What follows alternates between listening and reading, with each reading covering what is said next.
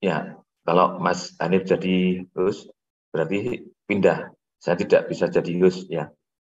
Saya pindahkan ke Mas Hanif.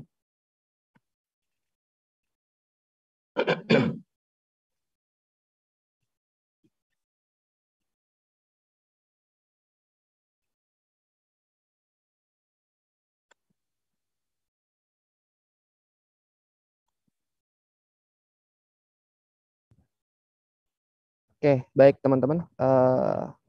Mohon izin ya, saya lagi di luar rumah gitu. Jadi karena saya tinggal di desa, di rumah tidak memungkinkan untuk sinyalnya bisa Zoom dengan lancar. Jadi saya apa namanya pindah ke stadion ini. Jadi mohon maaf kalau ada suara yang mengganggu.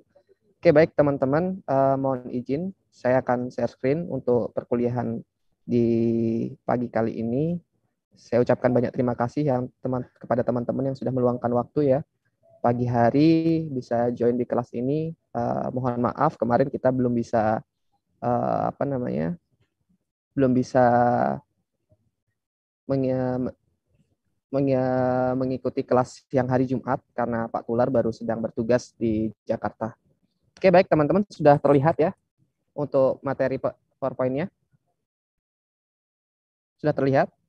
Sudah, Mas Adi. Oke, baik teman-teman, mohon izin. Di sini saya akan berbagi untuk materi perkuliahan yang keberapa ini, pertemuan keberapa ini? Ke-7 atau ke-8. Terkait tentang implikasi pariwisata berbasis masyarakat atau CBT terhadap pariwisata berkelanjutan.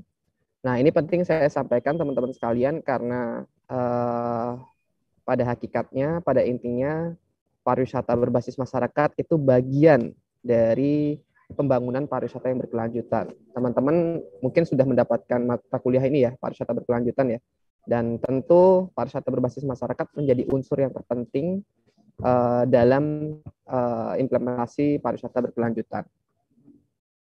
Oke, nah ini yang menarik teman-teman. Kemarin teman-teman juga sudah mengunjungi salah satunya.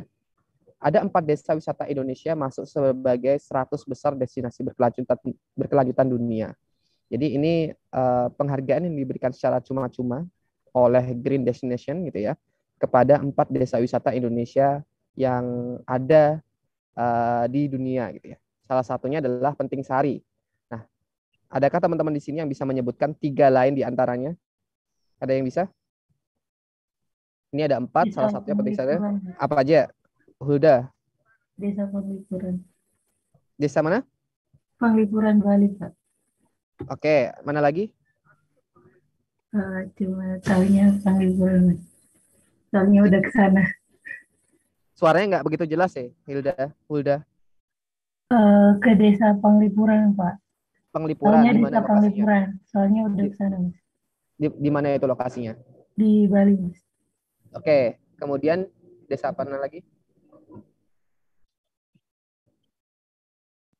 Ada lagi yang bisa menyebutkan, teman-teman? Ada 4 desa wisata yang terpilih sebagai desa wisata Indonesia terbaik gitu ya, sebagai destinasi berkelanjutan dunia. Ini apa namanya penghargaan yang diberikan pada tahun 2019. Teman-teman ada yang bisa menyebutkan 4 di antaranya?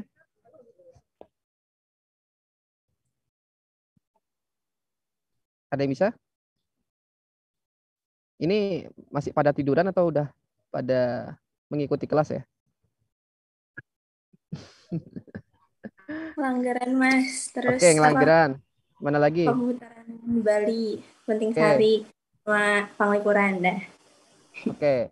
Ada yang disebutkan Anur ya, berarti ada 4 ya. Yang pertama di Yogyakarta itu ada Ngelanggeran sama Penting Sari gitu ya. Kemudian yang kedua ada Penglipuran dan Pemutaran yang ada di Bali. Oke, baik teman-teman sekalian, ini yang ingin saya sampaikan bahwa kemarin kita sudah berkunjung ke salah satu desa wisata yang mendapatkan penghargaan sebagai destinasi berkelanjutan dunia, levelnya secara internasional. Gitu ya. Kemarin juga teman-teman sudah mendengarkan langsung cerita dari Mas Bayu bahwa Penting Sari itu juga mendapatkan penghargaan sebagai Best Tourism Village di level ASEAN dan bahkan di level nasional.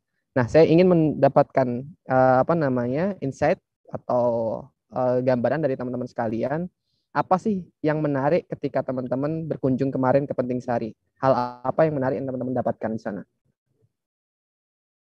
Ada yang bisa? Yuk, silahkan berbagi. Kemarin ketika berkunjung ke Penting Sari, hal menarik apa yang teman-teman dapatkan ketika kuliah lapangan di sana? Ya, saya pengen kuliah ini bisa dua arah ya, nggak materi dari saya melulu gitu.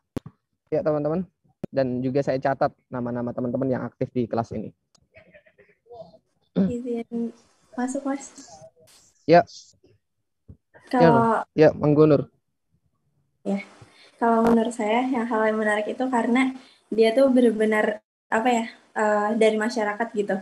Jadi kalau kita lihat kan destinasinya juga kayak nggak kayak yang alam dan lain sebagainya, tapi ya benar-benar dari masyarakat untuk masyarakat juga kayak gitu. Jadi itu sangat menarik menurut saya karena mungkin untuk keberlanjutannya tuh semakin nyata gitu lah kurang lebih. Terima kasih. Oke. Ada lagi teman-teman? Ya, Alif. Silahkan Alif.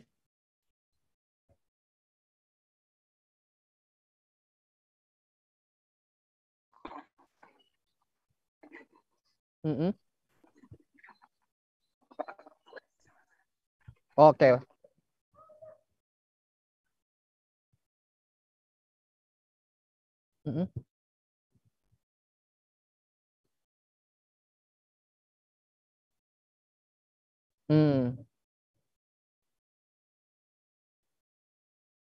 Tetap ya.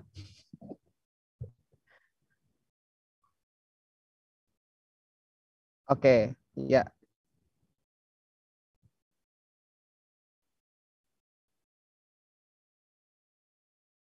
Oke, terima kasih Alif. Kondisinya kemarin juga saya sampaikan juga itu, kasih masukan di area outbound itu sangat kotor. Terima kasih Alif sudah memberikan masukan juga dan memberikan insight pada kami. Oke, yang lain ada lagi? Alif sudah, Anur sudah. Saya pengen satu lagi deh. Ayo. Ya, siapa ini? Hulda, oke. Silakan Hulda. Kalau dari saya bukan lebih ke yang menarik sih. Saya tuh dalam diri saya bingung kenapa desa Penting Sari itu jadi desa wisata terbaik di dunia. Sedangkan kan saya sudah pernah berkunjung ke desa Penglipuran. Nah itu Penglipuran. Saya lihat antara desa Penglipuran dan Penting Sari, kalau menurut saya itu lebih baik Penglipuran. Jadi Lebih baik kayak Penglipuran. saya tuh sempat bertanya gini, desa Penting Sari, desanya tuh kayak gitu-gitu aja gitu. Sedangkan Penglipuran itu kayak menurut saya tuh sangat luar biasa desa wisatanya. Terus itu yang membuat saya kayak sempat berpikir, loh masa Penting Sari desanya cuma gini-gini aja bisa jadi desa wisata di dunia. Sedangkan beda jauh gitu kayak dari Penglipuran, itu yang menurut saya menarik. Oke. Baik, menarik. Hulda, terima kasih Hulda. Jadi saya pengen teman-teman di sini bisa berpikir kritis gitu ya. Seperti yang tadi sudah disampaikan Arif, Anur, dan Hulda, itu adalah salah satu bagian dari bentuk kritis kita menilai sesuatu, menilai destinasi gitu ya. Kenapa sih kok bisa dijadikan desa wisata terbaik di dunia gitu? Mungkin menurut teman-teman di sisi lain ada kekurangan, tapi mungkin di sisi lain kenapa bisa mendapatkan penghargaan, tentu ada prestasi-prestasi lain yang sudah pernah diraih dan juga keberlanjutan yang sudah berjalan di sana sejak dirintis gitu. Nah, harapannya memang nanti ketika teman-teman ke lapangan, ke desa wisata masing-masing yang sudah kita tugaskan, teman-teman juga bisa posisinya adalah posisi yang seperti ini gitu ya. Bisa melihat sisi baiknya, di sisi lain juga bisa melihat sisi buruknya gitu. Sisi buruknya apa? Yaitu tadi nalar kritisnya ya. Apa sih kekurangan di sana? Mungkin dari tadi Alif menyebutkan bahwa kondisi kebersihan gitu. Kebersihan bagian dari Sabta Pesona. Ternyata di sana masih kurang terjaga gitu. Hulda menilai bahwa di sana sisi menariknya nggak ada gitu. Justru lebih menarik Penglipuran. Nah, harapannya nanti saya pengen juga melihat bahwa analisis kritis ini juga muncul di penugasan akhir gitu ya, penugasan UAS yang kita berikan dan kita sebar ke 10 desa wisata yang sudah kami share kemarin. Oke, izin lagi saya menyampaikan materinya. Ya, jadi ini saya ingin mengajak teman-teman semua untuk memahami regulasi gitu ya. Jadi kita tidak bisa lepas tuh pengembangan pariwisata di Indonesia secara nasional maupun itu global gitu ya, itu tidak bisa lepas dari namanya regulasi gitu. Kita punya Undang-Undang Pariwisata nomor 10 tahun 2009, teman-teman. Kita juga punya di masing-masing daerah, kita juga punya namanya Perda Pariwisata gitu ya. Kalau di Aceh itu bahasanya adalah kanun gitu. Nah, ini sebagai regulasi tertinggi dalam pengembangan pariwisata ya. Dalam perda, dalam undang-undang itu selalu berbicara tentang namanya rencana induk pengembangan pariwisata secara nasional, kemudian secara kabupaten atau lingkup kota. Nah, saya ingin mengajak teman-teman untuk memahami regulasi, karena ini penting teman-teman sekalian. Ketika nanti teman-teman lulus dari prodi pariwisata, tentu teman-teman akan berhadapan dengan yang namanya kebijakan-kebijakan. Begitu pula nanti ke depan ketika teman-teman ingin mengembangkan daerahnya masing-masing. Tentu tidak lepas dari namanya kebijakan di tingkat lokal, regional, bahkan itu nasional ya. Nah, ini adalah paradigma pembangunan pariwisata kita ya. Ini sesuai dengan RPJM, Rencana Pembangunan Jangka Menengah tahun 2020-2024. Kita tahu teman-teman sekalian, dulu zaman periodenya menteri sebelumnya gitu ya, Pak Arief Yahya, pada tahun 2015 sampai 2019 kita itu ditargetkan untuk jumlah kedatangan wisatawan ya, baik itu jumlah wisatawan mancanegara maupun juga wisatawan Nusantara. Nah, paradigma ini berubah, teman-teman. Paradigma ini berubah. Mulai dari tahun 2020 sampai 2024, target kita itu adalah kualitas. Ya. Peningkatan kualitas. Peningkatan kualitasnya ukurannya apa? Yang pertama adalah peningkatan devisa. Ini penerimaan dari industri pariwisata ke negara, gitu ya. Kemudian juga kesiapan destinasi, industri, dan masyarakat lokal. Nah, makanya sekarang kalau teman-teman lihat banyak tuh kegiatan-kegiatan yang itu langsung dianggarkan dari pusat maupun dari daerah untuk pengembangan destinasi di daerah maupun juga peningkatan kapasitas SDM ya. Kemudian yang keempat adalah daya dukung lingkungan. Ini juga penting. Kita bicara tentang carrying capacity ya. Saya kurang paham apakah teman-teman sudah mendapatkan mata kuliah ini. Di mata kuliah ekowisata, di mata kuliah pariwisata berkelanjutan, tentu akan membahas ini. Nomor 4 ya, daya dukung lingkungan atau carrying capacity-nya. Kemudian yang kelima, ukuran dari meningkatnya nilai kualitas destinasi atau pariwisata di Indonesia adalah citra daya saing pariwisata secara global. Ya, citra daya saing pariwisata secara global. Ini ada indeksnya dan ada indikator-indikator penilaiannya. Nah, jadi secara umum teman-teman sekalian, adapun yang ingin dicapai, diraih dalam pengembangan pariwisata di Indonesia pada tahun 2020 sampai 2024 itu ada beberapa poin penting ya. Ada 5 poin. Yang pertama adalah pariwisata berkelanjutan ya. Kemudian yang kedua adalah SDM yang terampil ya. Kemudian yang ketiga adalah pengalaman yang memuaskan. Pengalaman ini tentu dari tuan rumah ya selaku pemilik destinasi dan juga tamu yaitu wisatawan. Kemudian diversifikasi produk dan layanan, dan yang terakhir adalah adaptasi teknologi. Ini adalah 5 nilai inti yang ingin diraih dalam rencana program jangka menengah pariwisata secara nasional tahun 2020 hingga 2024. Kita masih ada kesempatan 2 tahun ya, 2023 sampai dan 2024 untuk mengejar 5 poin ini, teman-teman sekalian. Nah, kemudian ini juga penting saya katakan, kenapa sih sekarang itu pengembangan desa wisata itu menjadi tren gitu ya. Di beberapa daerah muncul banyak desa wisata, bahkan di tingkat nasional, di level nasional, melalui kementerian-kementerian itu menyelenggarakan yang namanya lomba desa wisata. Di Sleman sendiri, kemarin saya mengaudit ada 86 desa wisata, yang vakum ada 7 gitu ya. Kemudian di Purworejo, baru saja juga saya audit, itu ada 54 desa wisata, yang vakum itu ada 6. Jadi di tiap kabupaten itu pasti ada desa wisatanya, dan ini menjadi tren pembangunan pariwisata, tren pembangunan ya nasional gitu ya, yang menggunakan pariwisata sebagai alatnya atau sebagai kendaraannya. Nah, regulasi kedua terkait tentang pengembangan desa itu ada di Undang-Undang Nomor 6 Tahun 2014, teman-teman sekalian.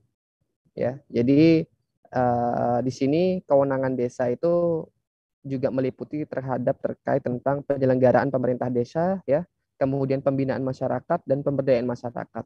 Makanya kalau teman-teman tahu dan nanti ke depan mungkin teman-teman akan menjumpai bagaimana desa wisata itu bisa berkembang melalui melalui pendanaan dari dana desa, gitu ya. Nah, dana desa ini tentu menjadi stimulus bagi desa-desa yang ada di Indonesia untuk bisa menyelenggarakan pemerintah desanya secara mandiri, apapun itu bentuknya. Salah satunya adalah bentuknya ke industri pariwisata, yaitu desa wisata. Nah, ketika dua regulasi itu bertemu, teman-teman sekalian, regulasi dari pariwisata dan juga regulasi dari desa, gitu ya, ini akan menjadi mekanisme pembangunan yang prosesnya adalah bottom up. Bottom up itu apa? Pembangunan yang muncul dari bawah, gitu ya. Kemudian bisa melibatkan partisipasi masyarakat dan juga pemberdayaan masyarakat untuk menuju kesejahteraan. Nah, saya ingin mengajak teman-teman untuk memahami regulasi ini karena ini menjadi hal penting teman-teman sekalian ketika nanti teman-teman akan melakukan kajian, ya. Tentu tidak hanya sebatas teoritis-teoritis saja, tapi juga kebijakan-kebijakan yang ada di tingkat lokal, regional, nasional, bahkan juga di tingkat global. Ini harus teman-teman cermati juga. Nah, oke. Ada yang tahu ini apa, teman-teman? Ada yang bisa menjawab ini apa? Belum pernah melihat sebelumnya? Pernah, Mas. Itu Pernah? namanya? Apa namanya? Itu daya saing TTCI. Oke. Iya, Oke. indikator. Ya, ini adalah daya saing pariwisata Indonesia kita. Terakhir penilaian kapan kira-kira? Tahun berapa? Yang terakhir aku baca tuh 2019, cuman nggak tahu kalau udah diperbarui. Oke, ada lagi teman-teman yang bisa merespon? Terakhir kapan kita mendapatkan skor dari daya saing pariwisata Indonesia? Anur mengatakan 2019. Ada lagi teman-teman? 2019 kita ranking berapa ya, Nur ya?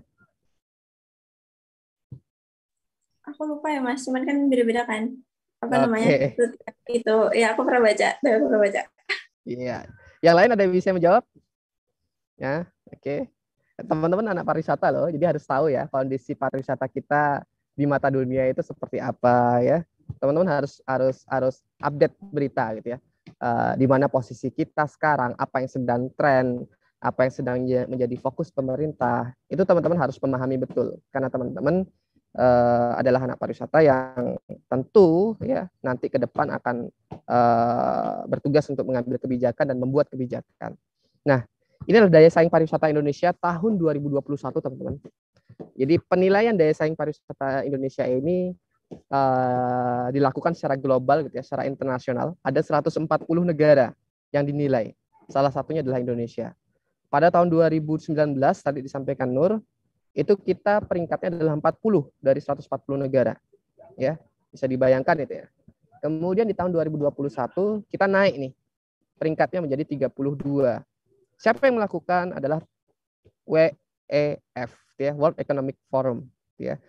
Ini nama kegiatannya adalah Travel and Tourism Competitiveness Index gitu ya. Ini mengukur terkait tentang kualitas pariwisata di sebuah negara.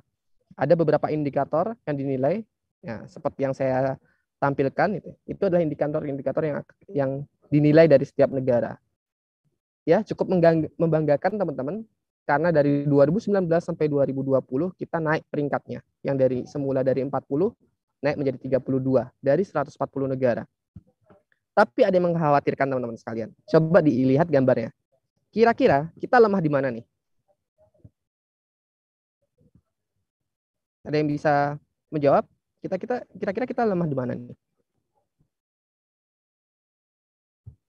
Yuk. Izin masuk, Mas. Oke, siap. Yang paling kecil itu yang di environmental sustainability. Oke, ada lagi? Terima kasih, Dian. Dian apa Asila nih manggilnya?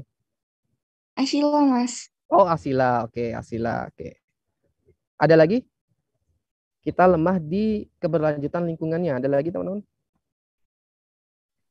di ini Mas, di transport infrastruktur.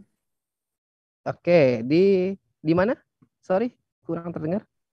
Di air transport dan infrastruktur Mas. Oke, air transport infrastruktur ya. Ada lagi?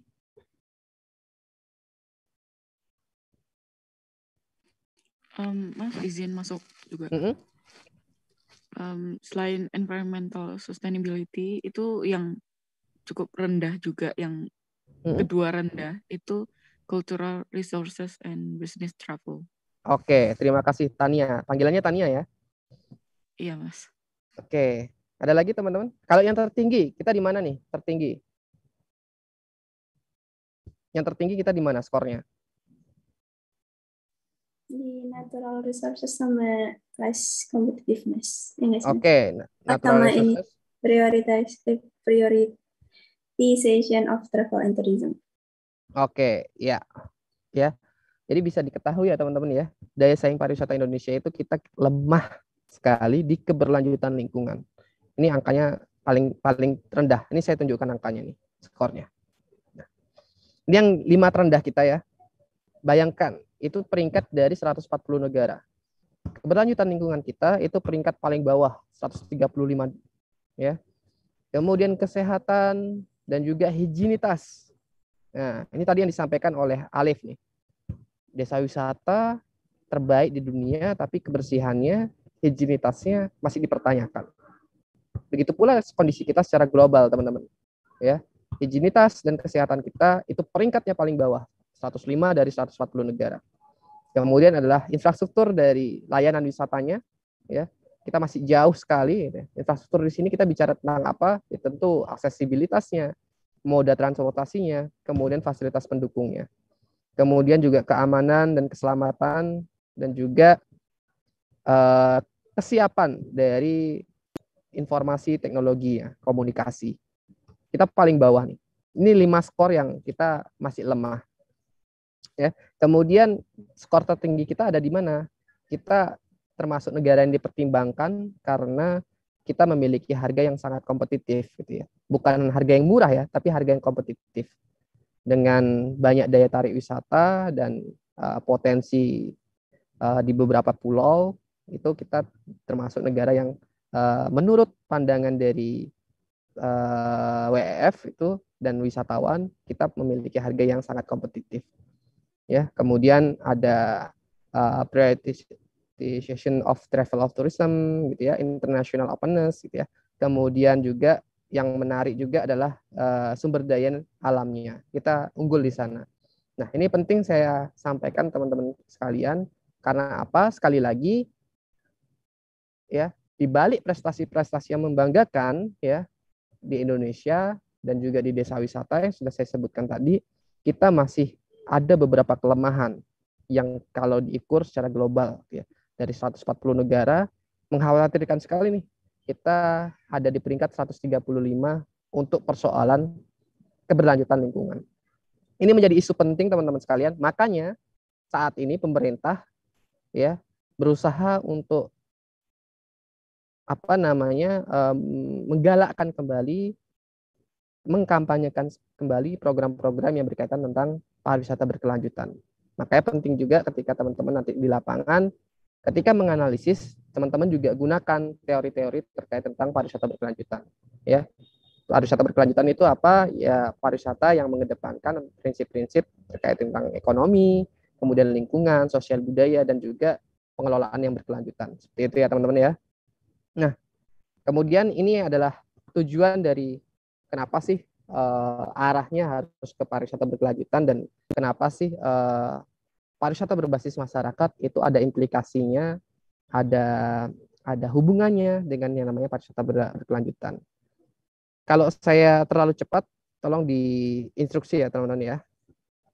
Oke, kita tahu kita punya namanya Badan Organisasi Pariwisata Dunia yang namanya UNWTO gitu ya. Kita sudah membuat yang namanya indikator-indikator yang bisa menjadikan tolak ukur untuk menilai bahwa destinasi itu sudah memegang prinsip berkelanjutan atau belum. Nah, yang kemarin kita temui di Petingsari itu ada 3 penghargaan ya ketika itu yang teman-teman dapatkan ya. ya yang dipajang oleh Mas Bayu dan kawan-kawan, itu ada penghargaan dari UNWTO ya sebagai destinasi pariwisata berkelanjutan. Kemudian penghargaan dari ISTC. ISTC itu adalah organisasi di tingkat nasional yang mengurus tentang pariwisata berkelanjutan. Namanya Indonesia Sustainable Tourism Council gitu ya. Kemudian yang ketiga itu adalah ISTA, ya Indonesia Sustainable Tourism Award gitu ya.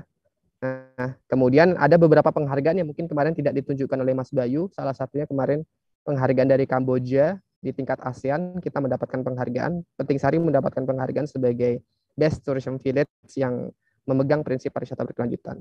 Nah, kenapa pariwisata berbasis masyarakat itu ada implikasinya dengan pariwisata berkelanjutan? Coba kita perhatikan 12 indikator ini teman-teman sekalian. Ada yang namanya kelayakan ekonomi, ada yang namanya kemakmuran lokal, ya, ada yang namanya kualitas kerja, ada yang namanya kesetaraan sosial. Ini terkait tentang distribusi peran dan keterlibatan masyarakat ya. Kemudian juga pemenuhan pengunjung. Pemenuhan di pengunjung ini tentu diukur dari kualitas ya, kualitas dari hasil pengalaman experience yang didapat selama berwisata. Kemudian ada kontrol lokal. Nah ini penting. Kontrol lokal itu seperti apa? Yaitu masyarakat itu memiliki kontrol penuh terhadap pengembangan pariwisata berkelanjutan. Makanya kemarin ketika di kelas ada pertanyaan tuh, Mas, apakah kalau masyarakat diberikan porsi untuk bekerja di sebuah destinasi, apakah itu dinamakan pariwisata berkelanjutan? Ya, kita bisa ukur dulu. Ya, secara keseluruhan, apakah masyarakat itu dilibatkan hanya ketika bekerja atau masyarakat itu dilibatkan mulai dari proses merencanakan sampai mereka mengevaluasi keseluruhannya. Ya, kalau kita belajar namanya partisipasi, kalau kita belajar namanya pemberdayaan, kalau kita belajar namanya community development, kita nggak bisa melihat hanya dari satu sisi teman-teman sekalian. Kita harus melihat dari banyak sisinya. Ya, pertama, masyarakat apakah dilibatkan nggak nih dalam proses perencanaannya? Contoh proses perencanaan simpelnya begini. Ketika kita ingin membangun sebuah kawasan, apakah masyarakat diberikan tempat, diberikan waktu untuk menyampaikan pendapatnya, bagaimana sih ide-ide yang seharusnya atau masukan-masukan yang seharusnya itu bisa digunakan sebagai pertimbangan-pertimbangan dalam mengembangkan kawasan. Ya, kemudian yang kedua, masyarakat tentu diberikan tempat, diberikan waktu untuk mengambil keputusan. Ya, misal nih, contohnya seperti ini. Teman-teman melakukan KKN ya di sebuah desa. Temanya adalah pengembangan desa wisata. Tapi masyarakat diajak ya, masyarakat tetap diajak untuk berunding ya. Tapi ketika teman-teman membuat sebuah perencanaan, masyarakat tidak diberikan waktu, masyarakat tidak diberikan tempat untuk mengambil keputusan. Contoh sederhananya gini, teman-teman yang membuat master plan-nya, teman-teman tidak melakukan sosialisasi, teman-teman langsung mengatakan bahwa ini adalah master plan terbaik tanpa mempertimbangkan masukan-masukan atau tanpa mempertimbangkan ide-ide dari bawah, ide-ide dari masyarakat lokal. Ya, itu tentu hal yang salah. Kemudian ketiga, masyarakat diberikan kesempatan, masyarakat diberikan porsi untuk ikut serta dalam melaksanakan program. Ya, mulai dari proses gotong royongnya, proses membangun kawasannya, hingga proses dalam operasionalnya. Contoh operasional apa? Tadi contohnya sebagai pegawai, sebagai pemandu, sebagai pengelola. Nah, kemudian masyarakat diberikan porsi untuk menerima atau mendapatkan hasil dari manfaatnya. Ya, tentu di sini ada mekanisme bagi hasil gitu ya. Berapa rupiah sih yang harus diterima oleh seorang pemandu, berapa rupiah sih yang harus diterima oleh kelompok PKK ketika menerima tamu. Ada hitung-hitungan secara ekonomi ya. Kemudian yang terakhir, masyarakat itu diberikan porsi, diberikan waktu, diberikan tempat untuk melakukan evaluasi. Ya. Mengevaluasi apa? Mengevaluasi seluruh program yang berjalan dalam pengembangan atraksi wisata. Ini berlaku tidak hanya di desa wisata teman-teman sekalian, tapi juga berlaku di sebuah destinasi yang itu yang ingin mengembangkan pariwisata. Ya, kontrol lokal itu menjadi salah satu indikator dalam pemenuhan pariwisata berkelanjutan. Kemudian yang ketujuh adalah kesejahteraan komunitas. Komunitas di sini artinya adalah masyarakat lokal itu sendiri. Kemudian kekayaan budaya, integritas fisik, keanekaragaman hayati, efisiensi sumber daya, dan kelestarian lingkungan. Ya, 12 indikator ini juga teman-teman sekalian, ini dijadikan sebagai sertifikasi. Ya, kemarin teman-teman sudah ditunjukkan di sana ada sertifikat yang berlogo GSTC dan ISTC, gitu ya. Itu adalah salah satu bentuk sertifikasi yang dilakukan oleh lembaga yang namanya ISTC di level Kementerian Pariwisata terhadap destinasi pariwisata berkelanjutan yang ditunjuk oleh Kemenpar dan itu dinyatakan layak lolos sebagai pariwisata atau destinasi yang mengusung pariwisata berkelanjutan. Ini ada 12 indikator. Nah, sertifikasi itu diberikan secara cuma-cuma, teman-teman. Jadi ketika teman-teman kemarin mendapatkan gambaran gitu ya, apakah Penting Sari itu mendaftar untuk bisa disertifikasi? Tidak, gitu ya. Tapi Penting Sari dipilih secara langsung oleh UNWTO, oleh Kementerian Pariwisata untuk di asesmen, untuk disertifikasi sebagai destinasi berkelanjutan. Oke. Nah, ini juga penting saya sampaikan teman-teman sekalian karena ini menjadi tren dalam pengembangan atau pembangunan pariwisata berbasis masyarakat dan pariwisata berkelanjutan. Mungkin juga teman-teman sudah cukup familiar ya dengan namanya SDGs ya, Sustainable Development Goals ya. Dan ini kemudian diadopsi ke industri pariwisata ya yang mengusung tentang pariwisata berkelanjutan gitu ya. Ada 5 poin penting di sini. Yang pertama adalah people, planet, prosperity, peace, dan partnership gitu ya. People kita bicara tentang apa? Tentu kita berbicara tentang bagaimana caranya mengentaskan kemiskinan dan menghapus yang namanya kelaparan. Ini adalah agenda-agenda dunia gitu ya. Bukan hanya Indonesia, ini berlaku secara internasional. Kemudian planet ya, bagaimana bumi ini supaya bisa tidak rusak gitu dan bisa dinikmati dan bisa diwariskan kepada anak cucu kita. Kemudian juga kemakmuran, ini halnya terkait tentang ekonomi ya, sosial, kebudayaan ya. Kemudian adalah bagaimana supaya pariwisata berkelanjutan itu menciptakan yang namanya kedamaian ya. Kedamaian terhadap kehidupan bersosial, kehidupan juga dengan lingkungan gitu. Kemudian ada partnership. Partnership ini adalah terkait tentang kolaborasi gitu ya. Tidak ada satupun destinasi pariwisata yang berhasil tanpa mereka bermitra atau tanpa mereka berkolaborasi dengan pihak luar. Di pariwisata, teman-teman mengenal namanya pentahelix. Ya. Pengembangan pariwisata tidak bisa lepas dari namanya pentahelix, teman-teman. Pentahelix itu apa? Yang pertama adalah pemerintah, unsur pemerintah gitu ya. Pemerintah tugasnya apa? Membuat kebijakan. Ya. Mengambil keputusan, membuat kebijakan. Membuat regulasi-regulasi yang ada di level nasional, regional maupun lokal. Itu tugas pemerintah. Kita nggak bisa lepas dari namanya pemerintah. Ya. Baik itu teman-teman mengatakan bahwa saya sudah bisa mandiri, gitu. Tapi kalau teman-teman tidak melibatkan pemerintah, unsur pemerintah, baik itu di level daerah maupun di level pusat, tentu teman-teman tidak akan berkembang. Kemudian yang kedua adalah unsur swasta. Ya.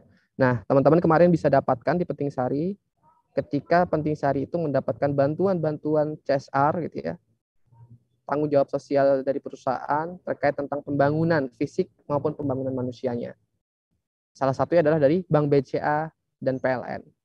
BCA memberikan fasilitas pelatihan-pelatihan, BCA juga memberikan fasilitas-fasilitas terkait tentang toilet difabilitas, BCA juga memberikan fasilitas-fasilitas tentang layanan-layanan digital gitu ya. Nah, kemudian PLN juga memberikan layanan-layanan tentang internet gratis ya, kemudian juga komputer untuk operasional dan segalanya. Pihak swasta ini berperan penting dalam pengembangan desa wisata. Kemudian yang ketiga ada yang namanya masyarakat lokal atau komunitas. Ya, pariwisata di sebuah daerah, pariwisata di sebuah kawasan itu tidak akan berkembang secara maksimal, tidak akan berkembang secara menjadi mandiri kalau komunitas lokal itu tidak dilibatkan. Ya. Nah, kemudian yang keempat adalah unsur dari media. Media tugasnya apa? Media adalah membuat atau menginformasikan narasi-narasi positif. Ya. Tugas lainnya apa? Yaitu mempromosikan kawasan-kawasan destinasi pariwisata. Yang terakhir, pentahelix yang terakhir adalah akademisi. Akademisi itu siapa? Tentu adalah teman-teman di sini. Ya, teman-teman di sini kuliah di UGM punya tujuan bukan hanya pendidikan, bukan hanya untuk mendapatkan gelar, tapi juga teman-teman ada tugas untuk melakukan riset atau penelitian, ya, kemudian juga melakukan tugas pengabdian masyarakat. Kita mengenal namanya Tridharma perguruan tinggi. Pendidikan, kemudian riset, penelitian, dan juga pengabdian masyarakat. Ketika 5 unsur ini, pentahelix ini, masuk ke dalam kawasan desa wisata, kawasan destinasi pariwisata, saya yakin kolaborasinya semakin kuat dan tentu pengembangannya juga semakin cepat. Ya, ingat teman-teman, ketika nanti ke lapangan, teman-teman juga harus menganalisis 5 ini, unsur ini. Ya, nanti yang ditugaskan ke Candi Rejo, ke Breksi, kemudian ke Kebun Dalam Kidul. Coba teman-teman gali, ya, 5 pentahelix siapa saja yang terlibat, baik itu dari unsur pemerintah, baik itu dari unsur akademisi, baik itu dari unsur media, baik itu unsur komunitas lokalnya, baik itu dari unsur kemudian satu lagi swasta, ya. Ya, teman-teman harus analisis ini, dalami betul siapa-siapa saja yang terlibat. Nah, kemudian teman-teman, nah ini yang sangat penting yang ingin saya sampaikan. Kenapa sih tadi Hulda menanyakan kok bisa Penting Sari mendapatkan penghargaan sebagai destinasi berkelanjutan, gitu ya. Sementara kalau dibandingkan dengan Penglipuran di tempatnya Pak Moneng di Bangli sana, Penglipuran jauh lebih istimewa dibanding Penting Sari. Yang ingin saya sampaikan bahwa tidak ada pariwisata di kawasan itu yang sempurna, teman-teman sekalian. Saya sudah sampaikan ke teman-teman bahwa desa wisata, orang-orang di desa wisata itu berangkat dari ilmu otodidak, gitu ya. Tidak ada di antara mereka itu yang lulusan pariwisata. Mas Bayu kemarin teman-teman wawancara itu bukan pariwisata. Pak almarhum Dr. Yogantoro yang merintis desa wisata, yang membangun desa wisata Penting Sari sampai sejauh ini itu bukan lulusan pariwisata. Semua orang-orang di desa wisata itu berangkat dari nol. Mereka tidak punya ilmu terkait tentang kepariwisataan. Ya. Maka dari itu bisa saya sampaikan bahwa tidak ada desa wisata di Indonesia sejauh ini yang saya datangi itu yang sempurna, yang bagus banget gitu ya. Penglipuran ya, mungkin nanti teman-teman bisa melakukan riset ya. Sekarang lagi apa namanya bergejolak nih Penglipuran. Kenapa? Karena mereka kesulitan untuk membatasi tamunya. Ya. Ada satu desa wisata yang pasti teman-teman kenal di Kabupaten Sleman yang itu sudah over tourism. Begitu pula di Penglipuran, teman-teman sekalian. Jadi kenapa saya bisa katakan seperti ini? Karena saya pernah bertemu langsung secara empat mata dengan ketua pengelolanya saat itu Pak Moneng. Beliau bercerita betapa susahnya ketika Penglipuran itu ramai, masyarakat lokal itu pengen masuk ke rumahnya saja itu tidak bisa.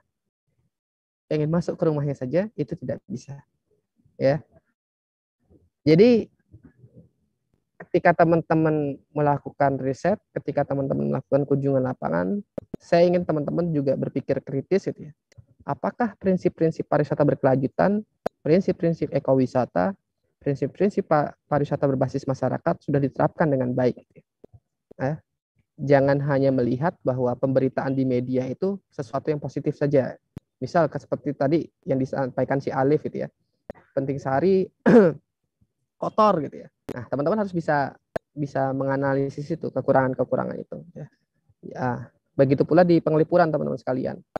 Tadi Hulda membandingkan antara Penting Sari dan Penglipuran, semuanya masing-masing punya kelemahan. Penglipuran pun juga sama. Mereka mengalami yang namanya over tourism. Mereka lagi kesulitan dan sedang mencari cara bagaimana sih cara membatasi tamu supaya tidak terlalu over.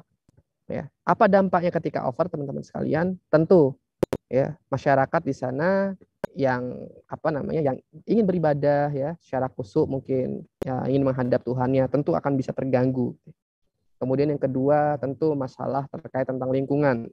Semakin banyak wisatawan, masalah sampah yang dimunculkan berpotensi juga semakin banyak. Hal ini juga terjadi di Ngelanggeran. Ya, siapa yang dapat Ngelanggeran nih? Mungkin nanti bisa gali informasi itu. Ngelanggeran dahulu punya masalah di sana. Ketika wisatawan banyak, sampah yang dihasilkan pun semakin banyak. Dan polusi dari asap kendaraan bermotor itu juga semakin banyak.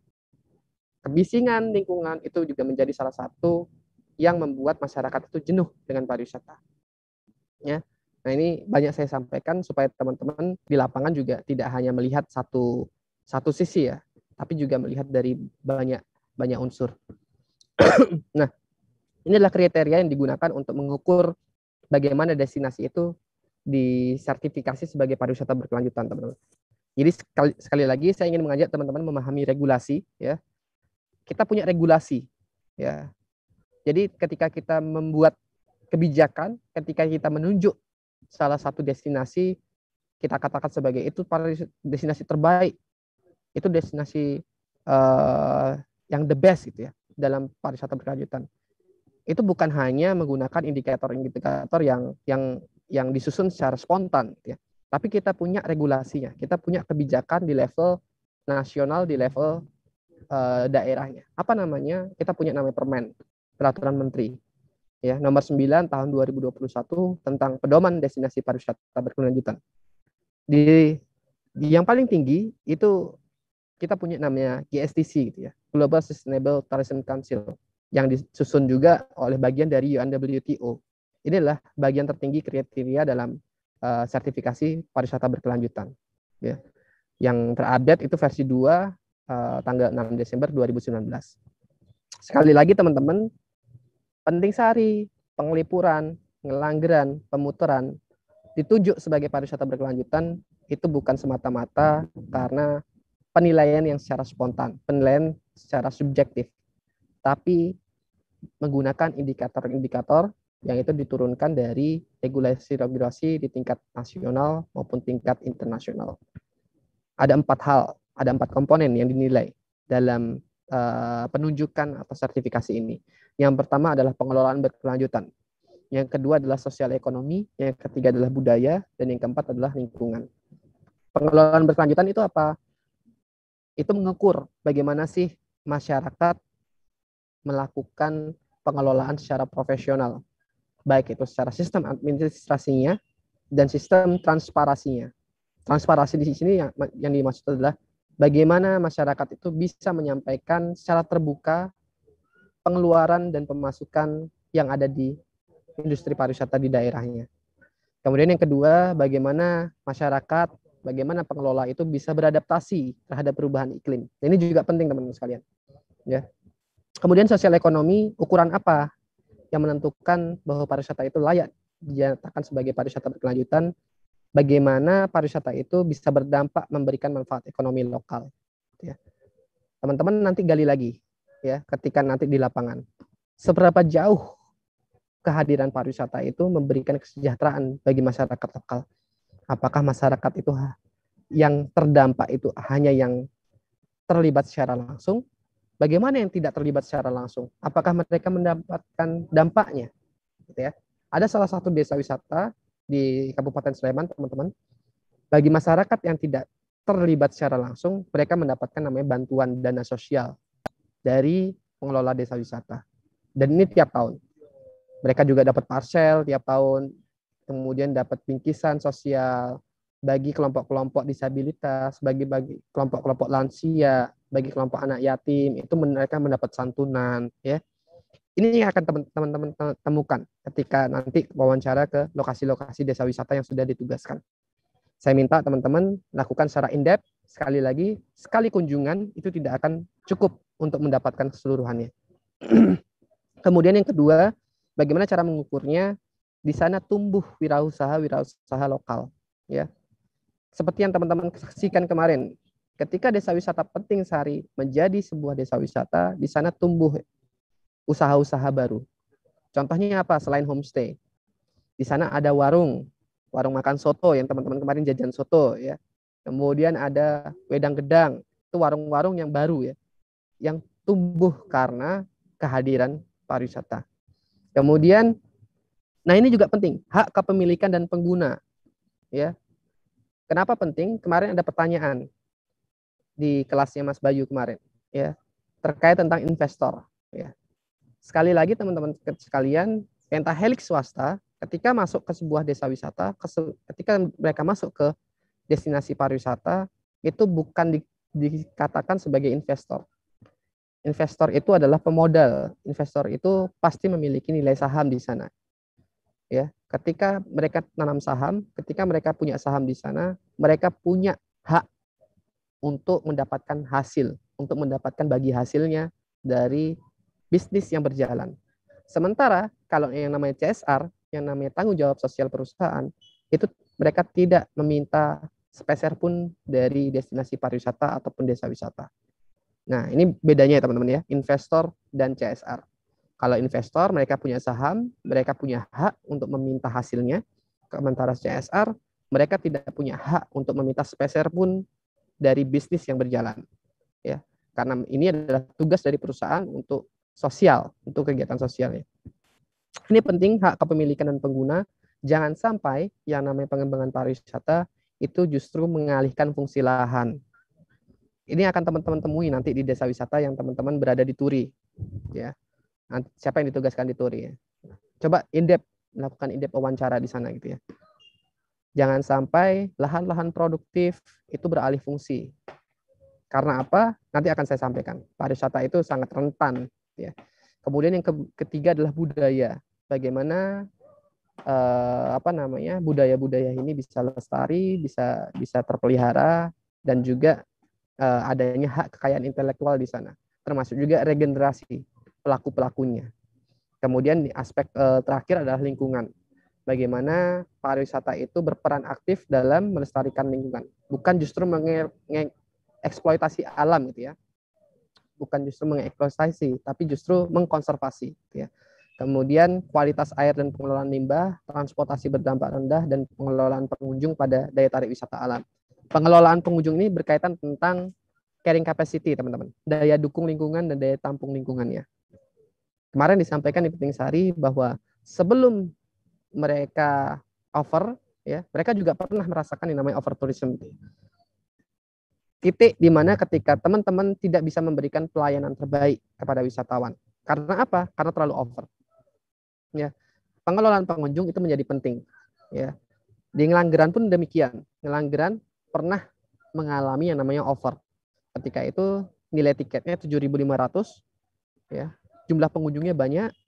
Nah, bagaimana cara menurunkan jumlah pengunjungnya? Mereka naikkan harga tiketnya. Ya.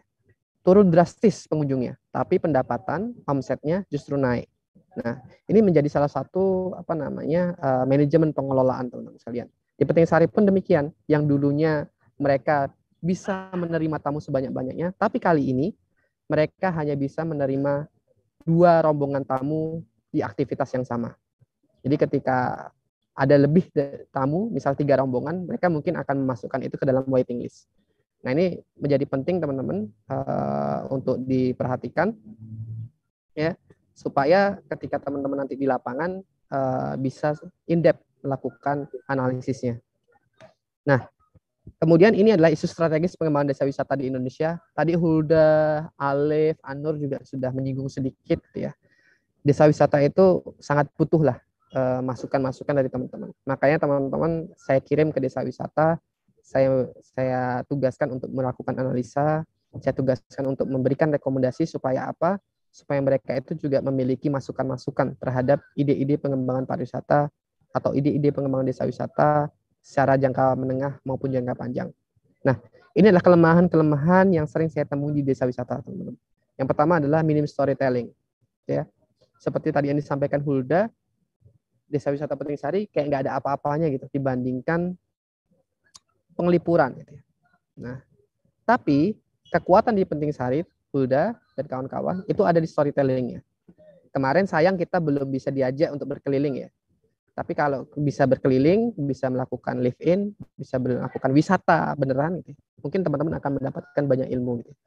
Bagaimana di sana masyarakat yang budidaya tanaman obat keluarga itu menjelaskan fungsi-fungsi tanaman obatnya, kemudian bagaimana masyarakat yang berprofesi di bidang kesenian dan budaya, mereka menjelaskan tentang profesinya.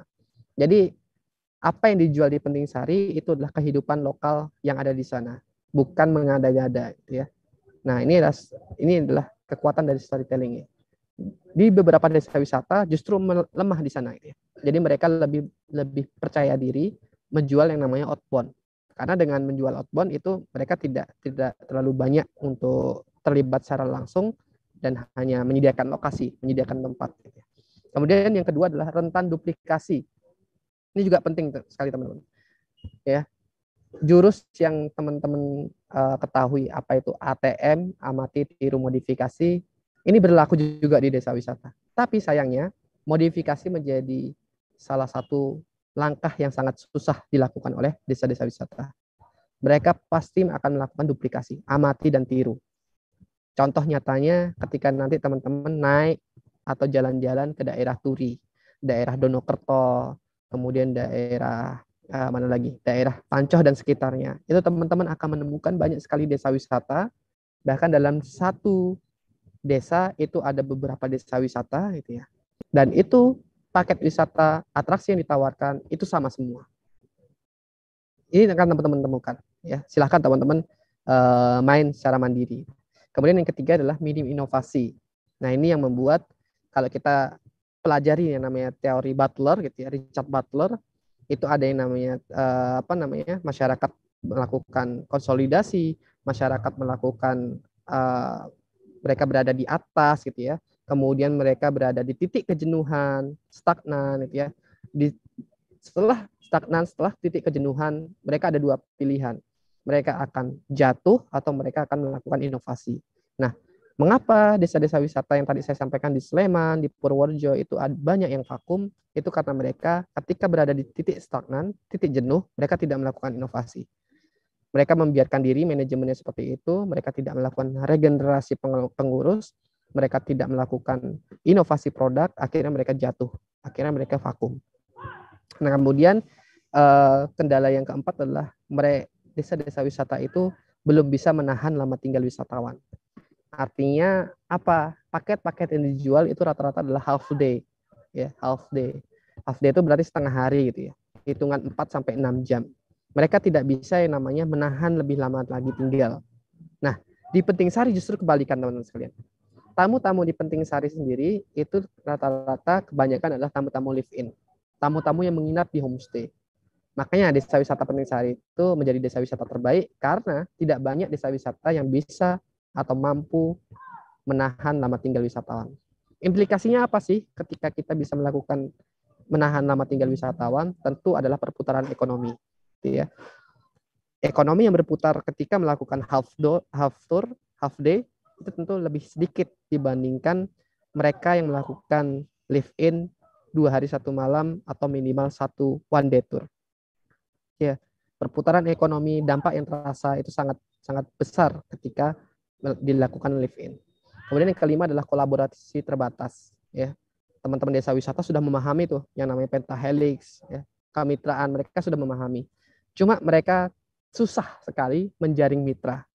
Ya, salah satunya adalah mitra akademisi yang saya temui. Itu sangat susah mereka mendapatkan mitra akademisi. Banyak desa-desa wisata yang membutuhkan KKN. Ya. Nah, mungkin ini ke depan bisa menjadi respon positif buat teman-teman sekalian yang sekarang ada di organisasi Himapa, yang sekarang berada di organisasi BEM atau lainnya, mungkin bisa melakukan program pendampingan ke desa-desa wisata. Dan salah satunya adalah melalui bentuk kampus merdeka seperti ini. Kemudian yang keenam adalah kepemimpinan lokal. Ya. Seperti kemarin yang sudah teman-teman dapatkan di kelasnya Mas Bayu, ya. Mas Bayu banyak bercerita tentang senior-seniornya Mas Bayu gitu. Pak Doto, ya, Pak Toto, Buning dan kawan-kawan, ya. Namanya desa wisata, namanya destinasi wisata itu tidak bisa lepas namanya kepemimpinan lokal, teman-teman. Lokal championnya, ya. Setiap lokal champion, setiap pemimpin lokal itu memiliki pengaruh yang sangat besar terhadap perkembangan pariwisata di kawasan. Contoh di Penting Sari, tanpa namanya Pak almarhum Doto Yogantoro, mungkin Penting Sari tidak akan menjadi seperti ini. Tanpa namanya Mas Sugeng Handoko, Ngelanggeran, desa wisata Ngelanggeran, Gunung Api Purba Ngelanggeran, itu tidak mungkin bisa sejauh ini. Yang namanya Pak Inengah Moneng di Penglipuran, itu sangat berperan besar terhadap pengembangan desa wisata Penglipuran. Yang namanya Pak Udi Hartoko di Pujon Kidul, ya, yang itu terkenal dengan kafe sawahnya, itu tidak akan bisa terkenal, tidak akan bisa berkembang, tidak akan bisa menjadi desa yang mandiri, tidak akan menjadi desa dengan omset miliaran tanpa adanya campur tangan dari namanya Pak Udi Hartoko. Setiap kawasan, setiap desa, setiap destinasi pasti punya yang namanya local champion, pasti punya yang namanya kepemimpinan lokal. Maka dari itu, ini memiliki pengaruh yang cukup besar terhadap pengembangan desa-desa wisata maupun destinasi wisata. Oke. Nah, ini yang saya sebutkan tadi teman-teman sekalian. Ya, pariwisata sangat rentan terhadap beberapa faktor ini, ya. Yang pertama adalah keamanan, kesehatan, bencana alam dan perubahan iklim. Keamanan contohnya apa? Perang, terorisme. Ya. Dulu saya tinggal di Bali sebelum saya pindah ke Jogja. Waktu kejadian bom Bali 1, bom Bali 2, itu wisatawan itu sangat langka. Untuk menjumpai wisatawan mancanegara, wisatawan asing, bule itu sangat susah di Bali ketika pasca bom Bali 1 dan bom Bali 2. Nah, pariwisata memiliki dampaknya. Ya. Ketika ada sebuah isu sensitif terhadap keamanan, tentu semua negara itu akan membatasi masyarakatnya untuk berkunjung ke negara lain. Contoh ketika kita ada bom Bali 1, bom Bali 2, gitu ya. Indonesia menjadi negara yang berbahaya waktu itu dan tidak layak untuk dikunjungi karena ada isu terorisme. Kemudian yang kedua, kesehatan. Ya, 2 tahun lalu kita benar-benar drop, kita benar-benar puasa gitu ya. Yang namanya pariwisata itu benar-benar lesu gitu ya. Tidak ada pergerakan mobilitas wisatawan. Nah, itu baru wabah Covid gitu ya. Belum lagi wabah-wabah lainnya. Kita masih banyak sekali mungkin ke depan bencana-bencana kesehatan gitu. Dan ini tentu menjadi isu penting. Kemudian bencana alam. Contoh bencana alam. Ketika erupsi Merapi tahun 2010. Yang namanya kawasan daerah UII ke atas, itu semua wisata tutup. Ya. Bahkan itu desa wisata. Desa wisata Penting Sari dirintis 2008. 2 tahun mereka bergeliat. Kemudian mereka lesu karena adanya erupsi Merapi pada tahun 2010. Ya. Orang yang tadinya datang berwisata ke sana tidak lagi melakukan wisata, tapi melakukan volunteer untuk kegiatan sosial. Jadi pariwisata itu sangat rentan terhadap bencana alam. Contoh lainnya apa teman-teman sekalian? Kalau teman-teman yang asli Jogja menyimak tahun 2018 kalau nggak 2019, itu kita punya kasus, punya bencana, punya kejadian yang tidak terduga atas kematian 17 orang anak pramuka yang menyusuri Sungai Sempor. Mungkin orang-orang Jogja paham ini. Ya. Ketika itu ada anak-anak pramuka melakukan trekking di Sungai Sempor, kemudian hanyut karena banjir. Apa yang terjadi, teman-teman sekalian? Pemerintah mengeluarkan instruksi, provinsi melakukan instruksi bahwa pariwisata, kegiatan wisata yang berbasiskan outbound itu tidak boleh diadakan.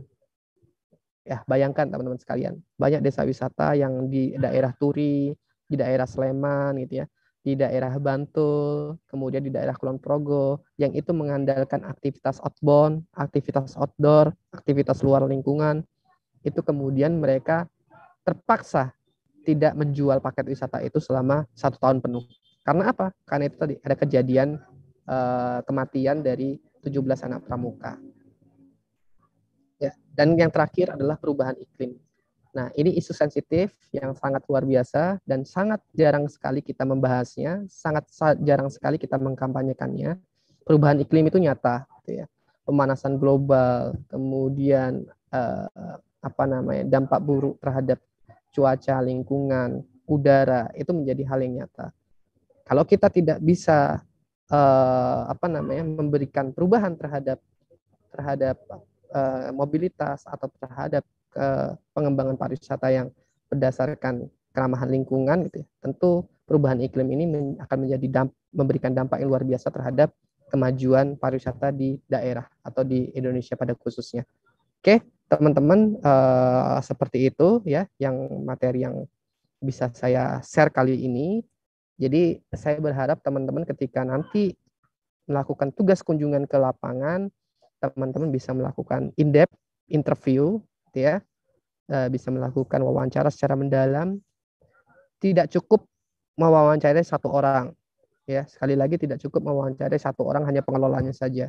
Sudut pandang pengelola tentu akan berbeda dengan masyarakat yang lain. Gitu ya. Jadi harapan saya teman-teman bisa melakukan wawancara terhadap minimal ya 5-10 orang ketika nanti di lapangan. Gitu ya.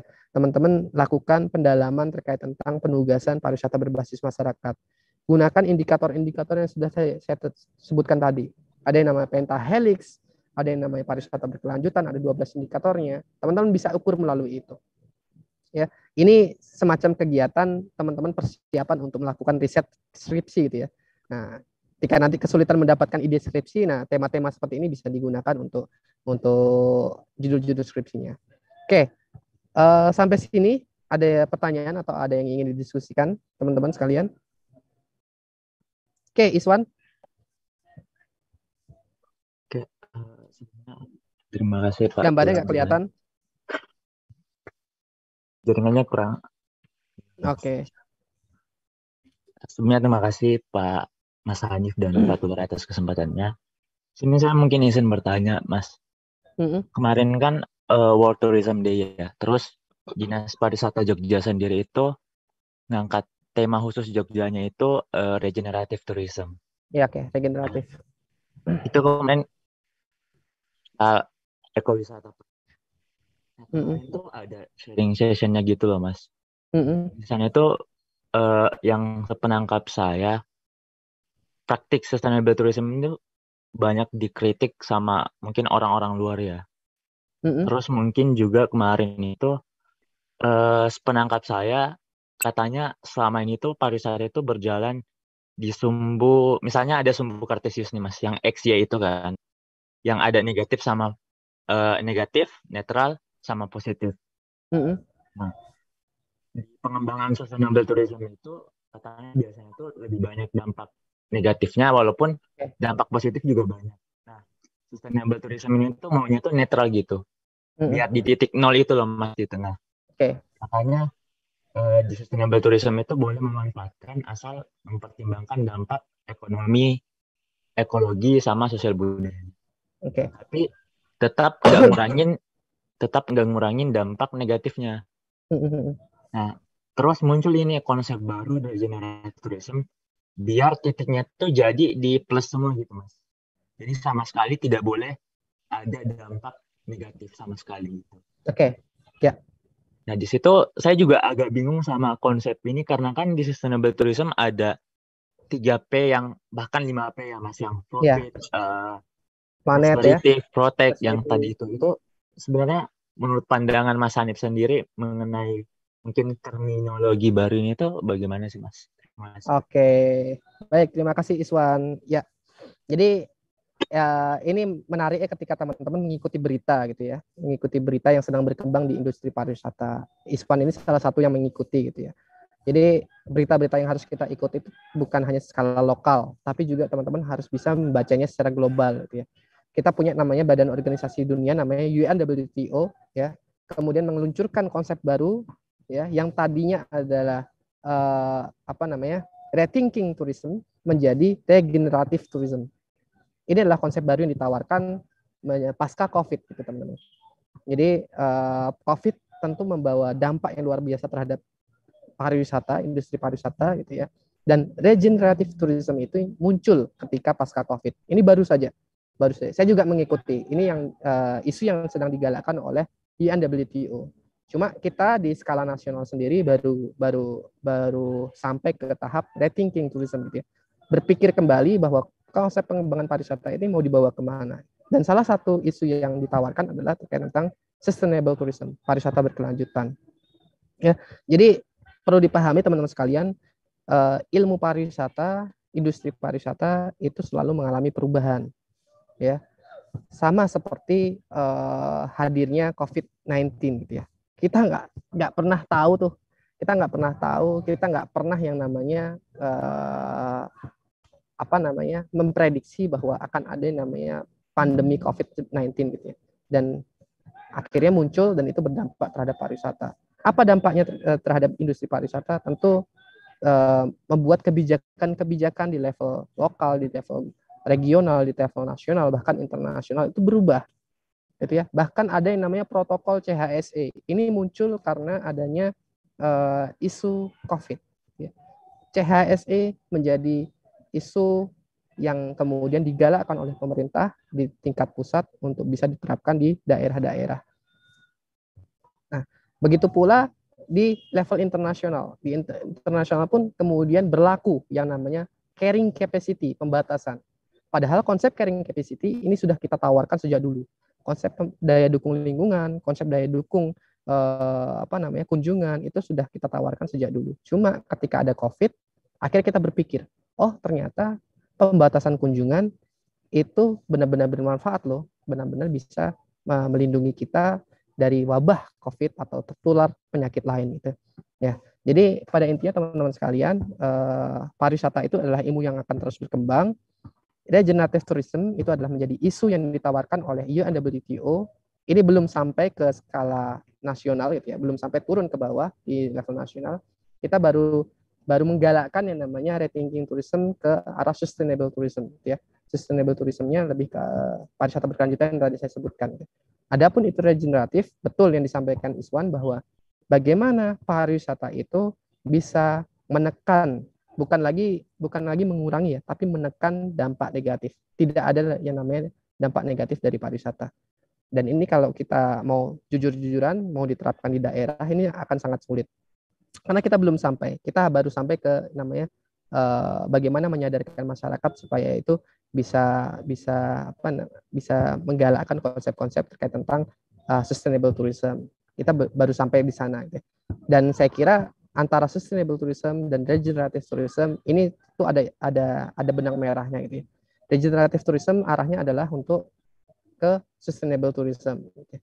Dan adapun teori-teori lain seperti ekowisata, kemudian pariwisata berbasis masyarakat, kemudian juga apalagi agrowisata, semua arahnya ke sustainable, semua arahnya ke pariwisata berkelanjutan. Cuma kata-katanya aja yang diperbarui gitu ya, regeneratif, rethinking tourism dan lain sebagainya. Saya apresiasi Mas Iswan sudah mengikuti isu secara global ini. Dan itu pendapat saya, Mas Iswan. Jadi untuk tahap ini skala di nasional kita belum sampai membahas isu regeneratif. Ya. Jadi di Hari Pariwisata Dunia ini di tanggal kemarin, tanggal 27 September, kita sedang menggalakkan yang namanya sustainable tourism-nya. Belum sampai ke regeneratif. Regeneratif ini isu yang dibawakan oleh UNWTO. Seperti itu. Begitu Mas Iswan. Baik Mas Hanif. Oke, ada lagi Devian Intan. Selamat pagi Mas Hanif, terima kasih atas kesempatannya. Jadi saya mau nanya, jadi kemarin saya tuh pernah baca ada desa wisata Ngubalan itu basisnya industri. Nah, kalau di mana? Di desa wisata Ngubalan.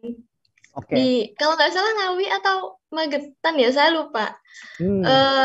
Itu basisnya industri kan Mas. Nah, kalau di Ngubalan ini mebel, basisnya industri mebel gitu. Jadi karena otomatis warganya karena mayoritasnya tuh pengrajin mebel gitu kan Mas. Jadi pemerintah tuh ngajak mereka buat membangun desa wisata gitu. Nah, tapi di sini kan nggak semuanya pengrajin mebel ya Mas. Banyak kayak petani juga, peternak juga. Nah, gimana sih caranya warga yang ada di situ tanpa memandang mebel dan yang bukan pengrajin mebelnya, kan salah satu caranya ada diversifikasi atraksi ya Mas, kayak menggali potensi yang ada. Tapi kan di sini desa Ngubalan ini masih kayak merintis gitu, masih baru. Jadi kayak penggalian potensi atraksinya itu masih belum maksimal gitu Mas. Jadi cara lain selain diversifikasi atraksi biar gimana ya, biar semua masyarakatnya tuh terlibat tuh gimana ya Mas, selain cuma mengajak masyarakat selain yang mebel itu. Makasih Mas Hanif. Oke, Intan asli sana, asli Magetan? Saya asli Ngawi Mas. Oh Ngawi, oke. Ya, jadi terima kasih Intan atas pertanyaannya. Jadi ini sharing ya teman-teman ya, dengan apa yang saya temui di lapangan, dengan apa yang teman-teman tanyakan dan apa yang saya tawarkan gitu ya. Jadi bukan berarti apa yang saya tawarkan ini adalah sesuatu yang benar harus diikuti langkahnya gitu ya. Ini kan ide, semacam ide gitu ya. Jadi betul ada beberapa desa wisata itu yang basisnya basis industri. Contoh kecil, teman-teman tahu namanya Desa Wisata Brajan atau Desa Wisata Malangan yang ada di Kabupaten Sleman. Brajan itu ada di daerah Godean ke arah barat lagi. Kalau nggak salah Minggir, daerah Minggir. Itu industri kerajinan bambu, teman-teman sekalian. Kemudian di Malangan pun juga sama. Di sana ada namanya, saya kurang tahu nama tokonya apa, dan itu sudah sampai ekspor ke Eropa. Itu juga desa wisata kerajinan bambu. Nah, adapun yang diangkat di sini kenapa mebel, kenapa kerajinan bambu? Dahulu, ya kembali lagi yang namanya regulasi gitu ya. Regulasi di tingkat nasional, di tingkat kabupaten itu ada namanya one village, one product. Satu desa, satu produk. Supaya apa? Supaya tidak ada duplikasi. Ya, supaya apa? Supaya masing-masing desa wisata itu memiliki karakter unik. Ya. Contoh, kenapa di Desa Wisata Ngobaran Magetan itu yang diangkat adalah industri mebel, karena mungkin di sana yang terbesar adalah mebelnya. Dan mungkin melalui hasil pemetaan, melalui hasil analisis, sisi unique selling point-nya yang ingin diangkat adalah mebelnya. Begitu pula yang terjadi di Brajan, Desa Wisata Brajan Kabupaten Sleman yang berada di Minggir. Kenapa dinamakan Desa Wisata Kerajinan Bambu Brajan? Kenapa ada kerajinan bambunya? Padahal potensi di sana ada banyak. Karena yang akan diangkat adalah itu, ya, untuk branding. Ya, jadi tujuannya adalah untuk branding. Kemudian yang kedua, bagaimana supaya potensi-potensi lain itu bisa tergarap dengan maksimal.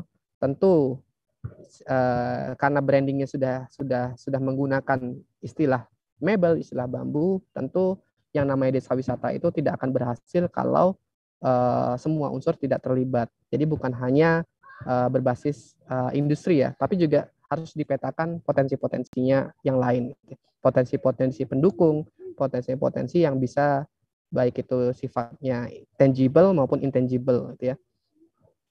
Hal yang terjadi juga di Ngelanggeran ya. Ngelanggeran kita kenalnya adalah Gunung Api Purba. Ya. Tapi di sana ada yang namanya coklat Ngelanggeran, ada yang namanya peternakan kambing, ada yang namanya air terjun, kemudian ada yang namanya homestay, ada yang namanya kampung pitu, kemudian ada yang namanya dan banyak lain gitu ya di Ngelanggeran itu ya.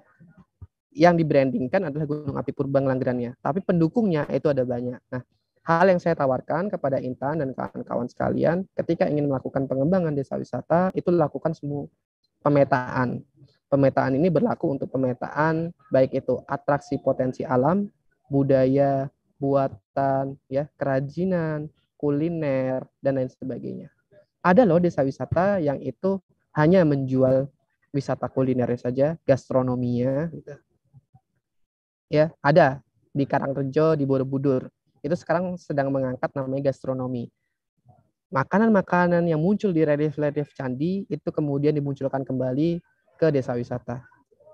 Kemudian kalau teman-teman tahu ada namanya desa wisata yang di kota itu Rejowinangun. Ya. Kampung wisata Rejowinangun. Itu salah satu yang terkenal adalah kuliner bakmi Bahgito. Ada yang pernah ke sana? Bakmi Bahgito. Nah, itu adalah salah satu potensi yang diangkat oleh Kampung Wisata Rejowinangun. Nah, artinya apa teman-teman sekalian? Ketika ingin mengembangkan desa wisata, petakan seluruh potensinya. Ya, yang namanya desa wisata itu tidak menjual tiket wisata, tapi kita menjual namanya paket wisata. Teman-teman sudah belajar pemaketan wisata. Yang namanya paket wisata itu gabungan dari beberapa atraksi, kemudian dikemas ya menjadi satu kesatuan dengan durasi tertentu, kemudian dengan harga yang ditawarkan untuk memenuhi kebutuhan wisatawan. Jadi itu yang saya tawarkan Intan, harus dipetakan potensinya terlebih dahulu semuanya. Kemudian betul, tidak boleh hanya menjual satu produk saja. Kalau bisa, itu baru mebelnya. Teman-teman bisa memetakan atraksi homestay-nya. Teman-teman bisa petakan dan bisa menjual, bisa kemas atraksi keseniannya, atraksi kulinernya. Nah, dampaknya apa ketika semua dilibatkan? Tentu akan dari unsur pemberdayaan kena. Kemudian yang kedua adalah dari unsur perputaran keuangannya, ekonominya juga semua terdampak. Seperti itu Intan. Terima kasih Intan atas sharingnya.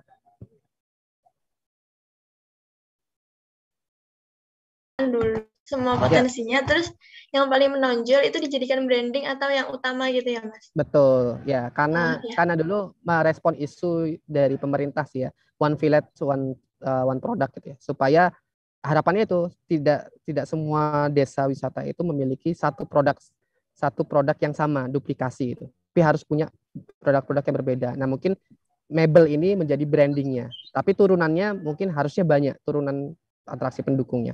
Seperti itu Intan.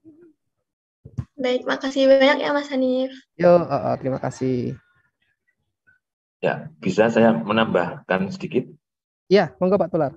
Ya, jadi ada mahasiswa Parwi yang sekarang skripsi dan bimbingan saya itu juga begitu ya. Jadi dia melakukan pertama kali dia melakukan pendaftaran ataupun dia melakukan registrasi, melihat potensinya dulu, terus kemudian didaftar. Dari daftar itu kemudian dia bisa, tapi ini lebih ke arah atraksi potensi wisata budaya ya. Kemudian itu dia daftar, ditanyakan kepada para penduduk yang memiliki atraksi tersebut. Kemudian dari situ dibuat paket wisatanya dengan menghubung-hubungkan, misalnya ada yang membuat gula Jawa ya. Kemudian dari gula Jawa itu ada dekat sebelahnya itu kemudian membuat keranjang untuk wadah-wadah dari bambu yang kalau kereneng lah, maksudnya tahu nggak ya kereneng ya? Kereneng itu seperti sudah jarang dilihat ya, sudah jarang ada ya. Sekarang itu kayak semacam anyaman bambu kecil-kecil, bukan anyaman bambu ya, tapi kayak tali itu terus kemudian dipakai untuk wadah ini. Nah, terus itu kemudian digabungkan dengan gula Jawanya kan wadahnya terus pakai wadah yang kereneng itu, sehingga terjadi dari dua produk kemudian digabungkan menjadi satu, diberi narasi budayanya begitu, terus itu banyak yang lainnya kemudian dia daftar, kemudian dia buatkan paket wisatanya, tetapi dia kemudian tidak langsung menjadikannya itu sebagai paket wisata, tapi dia kemudian FGD dengan semua penduduk yang ada di kawasan yang dia teliti itu untuk menyepakati mana yang kemudian paket ini bisa disetujui atau tidak dan sebagainya. Jadi ini sebetulnya gabungan antara pariwisata berbasis masyarakat, atraksi wisata budaya, dan kemudian atraksi heritage, karena yang namanya pariwisata itu kebanyakan istilah ya, sehingga sebetulnya itu menjadi sederhana kemudian menjadi sangat rumit karena terkendala pada batasan-batasan definisi itu ya. Betul. Tapi intinya seperti itu. Jadi harus ada, kalau ini pariwisata berbasis masyarakat, kuncinya harus ada FGD agar paket wisata tadi itu bukan merupakan hasil dari pikiran dari akademisi yang kemudian mereka menerima tapi tidak tahu mengapa harus menerima, tapi mereka sendiri yang kemudian dilibatkan dan kemudian memutuskan mau memilih yang mana. Kemudian sebagai akademisi kita memberikan pandangan-pandangan yang kalau dilakukan ini itu nanti akibatnya seperti ini, kalau dilakukan seperti ini konsekuensinya adalah seperti ini. Nah seperti itu, jadi keputusan dan kesepakatan akan diambil oleh pemilik dari atraksi wisata itu sendiri. Ya, itu tambahan dari saya. Iya, begitu Intan. Ya menarik ya tadi yang disampaikan Pak Tular ya. Pariwisata kebanyakan istilah, betul teman-teman sekalian. Makanya saya mengajak teman-teman itu juga update berita gitu ya. Jadi tidak hanya aktif di sosmed untuk follow artis-artis atau menikmati berita-berita tentang artis, tapi juga tentang apa yang saat ini teman-teman tempuh, yaitu keilmuan pariwisata. Teman-teman nanti teman-teman pernah mengenal namanya storynomic tourism, storynomic ya. Nah, itu istilah baru juga ya. Ya. Jadi artinya apa? Itu tadi yang saya sampaikan di awal, bahwa yang namanya ilmu pariwisata itu selalu berkembang gitu ya. Dan itu selalu ada isu-isu baru yang diangkat gitu ya.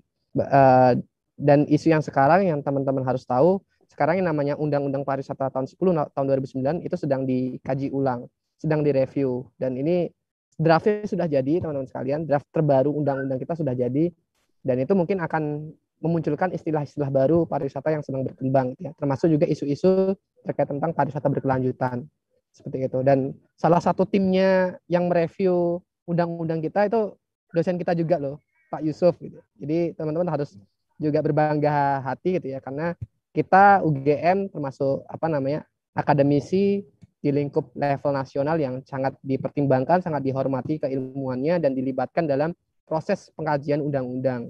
Jadi ketika ada salah satu akademisi yang dilibatkan untuk mengkaji undang-undang ini, salah satu sesuatu yang spesial teman-teman sekalian. Undang-undang ini nggak main-main gitu ya, karena proses tahapannya tentu ada naskah akademik, kemudian ada namanya draft rancangan undang-undang, kemudian baru bisa disahkan menjadi undang-undang, dan itu prosesnya agak lama, dan itu butuh banyak tenaga ahli, bukan hanya di bidang pariwisata, tapi juga tenaga ahli di bidang lingkungan, di bidang transportasi, di bidang perencanaan, di bidang hukum gitu. Nah, makanya teman-teman sekalian juga ketika masuk ke jurusan pariwisata, teman-teman juga nggak belajar satu keilmuan saja, teman-teman juga belajar namanya antropologi, teman-teman juga belajar namanya arkeologi gitu. Karena semua itu kita jual gitu ya. Candi yang itu basic ilmunya Pak Tular gitu ya, di arkeologi itu kita kemas, kita jual gitu ya. Nah, seperti itu. Jadi namanya pariwisata terus berkembang teman-teman sekalian. Jadi saya berharap teman-teman juga update terkait isu dan juga bisa mengikuti seperti yang dilakukan oleh Iswan gitu ya. Tidak hanya berita-berita secara lokal, tapi juga secara global juga teman-teman ikuti. Tuh, ada lagi teman-teman yang ingin ditanyakan? Temuan-temuan di Peting Sari ada yang mau di-share nggak kemarin? Semua join kan ya? Kecuali ada satu orang yang nggak bisa, tapi kayaknya menyusul datang ke sana di Peting Sari. Kemudian teman-teman yang mau ke lapangan, kalau sudah siap, mohon konfirmasi ke saya juga ya, karena saya akan melakukan akan juga menginformasikan ke pengelola bahwa akan ada mahasiswa UGM yang datang ke sana. Sejauh ini sudah ada yang 2 kelompok yang jalan ke Desa Wisata Grogol dan Desa Wisata Kebun Dalem Kidul. Yang lainnya saya tunggu ya. Ada lagi teman-teman? Yuk, masih banyak waktunya. Silahkan yang mau ditanyakan. Jadi pariwisata berbasis masyarakat ini ada irisannya ya dengan ekowisata, ada irisannya dengan pariwisata berkelanjutan, ada irisannya dengan geografi pariwisata, kemudian perencanaan pariwisata, semua ada irisannya keilmuan kita ini, mata kuliah kita kali ini.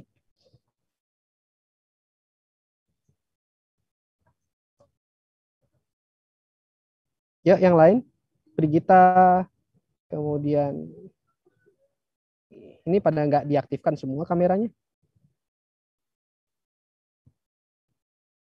Oke. Ada lagi teman-teman yang mau ditanyakan, disampaikan? Mungkin nanti di perkuliahan berikutnya saya akan sharing lah bagaimana cara cara melakukan pendampingan ya ketika nanti di lapangan gitu ya. Mulai dari proses pemetaan sampai nanti teman-teman mengawal yang namanya pemasarannya. Nanti akan saya share untuk di kelas gitu, proses-proses tahapannya. Oke, ada Tania. Diaktifkan dulu kameranya Tania. Nggak bisa aktif Mas kameranya. Nanti suaranya Masnya hilang. Oh gitu. Ya, oke. Gini, saya mau nanya buat yang UTS, itu kan disuruh bikin program kerja gitu ya, fokus program kerja di Peting Sari, ya sih, ya, buat dibahas lebih lanjut. Nah, itu kan itu kita di sana memberikan pelatihan atau kita melibatkan masyarakat untuk mengembangkan dirinya sendiri, gimana sih ya, Ngerti? Oh, oke. Ya, paham pertanyaan saya. Ah, ah. Ya, tidak sampai ke sana, Tania. Tidak sampai. Ya kalau berkenan sih nggak apa-apa memberikan pelatihan ya. Kalau ada waktu teman-teman atau teman-teman punya agenda sosial atau ingin menjadi volunteer di sana, silahkan gitu. Tapi untuk tugas UTS besok itu teman-teman hanya menganalisa aspek-aspek CBT-nya, ada sosial, budaya, ekonomi, politik ya, lingkungan. Pilih salah satu, silahkan dipertajam salah satunya gitu. Kemudian menganalisa program kerja yang ada di sana. Program kerjanya gitu ya. Program kerja yang ada di Desa Wisata Penting Sari. Kemudian teman-teman analisis menggunakan teori dari Swansri yang sudah di-share di classroom oleh Pak Tular. Nah, jadi teman-teman sebelum mengerjakan harap membaca buku itu terlebih dahulu ya, karena buku Swansri itu cukup lengkap di sana. Jadi usahakan membaca dulu supaya teman-teman tahu maksud dari penugasan kali ini. Jadi tidak sampai teman-teman bikin program, kemudian diimplementasikan dan dijalankan melakukan pelatihan, nggak sampai Tania. Nggak sampai ke situ. Hanya menganalisa saja.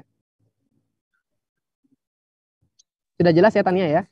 Iya, udah jelas. Ya, sekali lagi teman-teman pelajari dulu ya materinya yang sudah di-share sama Pak Tular. Jadi itu buku bukan buat memenuhi harddisk teman-teman ya, tapi juga dibaca ya. Karena itu teori yang akan kita gunakan sampai kelas berakhir, sampai UAS. Oke. Pak Tular mungkin ada yang mau ditambahkan terkait penugasan? Jadi di dalam penugasan itu maksud diadakannya untuk menganalisis program itu agar kalian berinteraksi dengan masyarakat ataupun orang-orang desa yang terlibat dalam pariwisata basis masyarakat ini ya. Jadi bukan berarti bahwa saya menyuruh untuk membuat program dan kemudian programnya diterapkan. Kalian menggagas suatu program, terus programnya diterapkan di masyarakat di Desa Penting Sari itu bukan. Tapi bagaimana kalian sebagai calon akademisi ataupun nanti sudah lulus dari S1 itu memiliki kemampuan untuk melakukan istilahnya itu pendampingan ya. Jadi misalnya kalian nanti jadi pegawai dinas pariwisata ataupun ikut sebagai namanya apa itu yang bertindak sebagai apa itu lembaga swadaya masyarakat gitu ya, ataupun di desa institut misalnya. Kemudian kalian bisa ada orang yang tanya, ini saya punya program seperti ini, mari kita kerjasama. Kemudian bisa membuat suatu penganalisaan ini, harusnya program ini dimatangkan lagi seperti ini, seperti itu. Jadi karena kalian sudah dibekali dengan keterampilan dan kemudian seperti dikatakan kemarin, oh ini bagaimana caranya memonitor, caranya mengevaluasi, kemudian apakah program ini masuk akal dan sebagainya, itu kan sudah dilatih oleh para dosen-dosen pariwisata pada mata kuliah yang lain ya, sehingga seperti itu maksudnya. Jadi tanyakan kepada semua divisi yang ada di di Penting Sari, kemudian program-program mereka apa saja. Saya pikir dengan jumlah 52 itu untuk satu program aja sepertinya bisa semua dapat satu-satu, itu memungkinkan ya, karena kan aspeknya yang dibahas kan banyak, yang mulai dari ekonomi, sosial, kemudian budaya, ada lingkungan dan sebagainya, sehingga menurut saya itu cukup ya. Dan itu tadi, tidak kemudian saya dan Mas Ani menyuruh untuk membuat program dan diterapkan di tempat mereka, tapi cukup melihat program mereka dan kemudian dari program itu dilihat, dievaluasi apa kelemahannya, apa kelebihannya dan sebagainya, seperti itu. Nah, dari tambahan dari saya seperti itu. Ya, seperti itu ya Tania ya. Jadi tidak membuat program di sana secara langsung gitu. Tapi kalau berkenan ya nggak apa-apa, dipersilahkan gitu ya. Justru kami sangat senang. Misal contoh program pengembangan homestay, ya, teman-teman analisis tuh pengembangan homestay-nya, nanti siapa yang akan terlibat, kemudian potensi masalah yang akan muncul seperti apa ya. Teman-teman kan kemarin sudah melakukan wawancara, sudah melakukan keliling secara sekilas, tentu teman-teman sudah mendapatkan ide untuk menulis sesuatu gitu ya. Tidak harus 5 aspek, teman-teman pilih salah satunya saja. Teman-teman pilih salah satunya saja secara in-depth, secara mendalam seperti itu. Begitu ya Tania ya. Nanti kalau masih kesulitan, kebingungan, silahkan tanya lewat grup seperti itu. Anur tadi kayaknya ini present.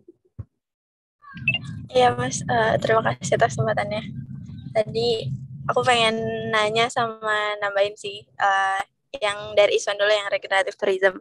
Kalau di pandanganku, regenerative tourism tuh sebenarnya ya kayak sustainable tourism, jadi kayak cuman perang term doang gitu. Cuman emang mungkin ada beberapa kritik tentang sustainable tourism yang dibenahi di regenerative tourism gitu.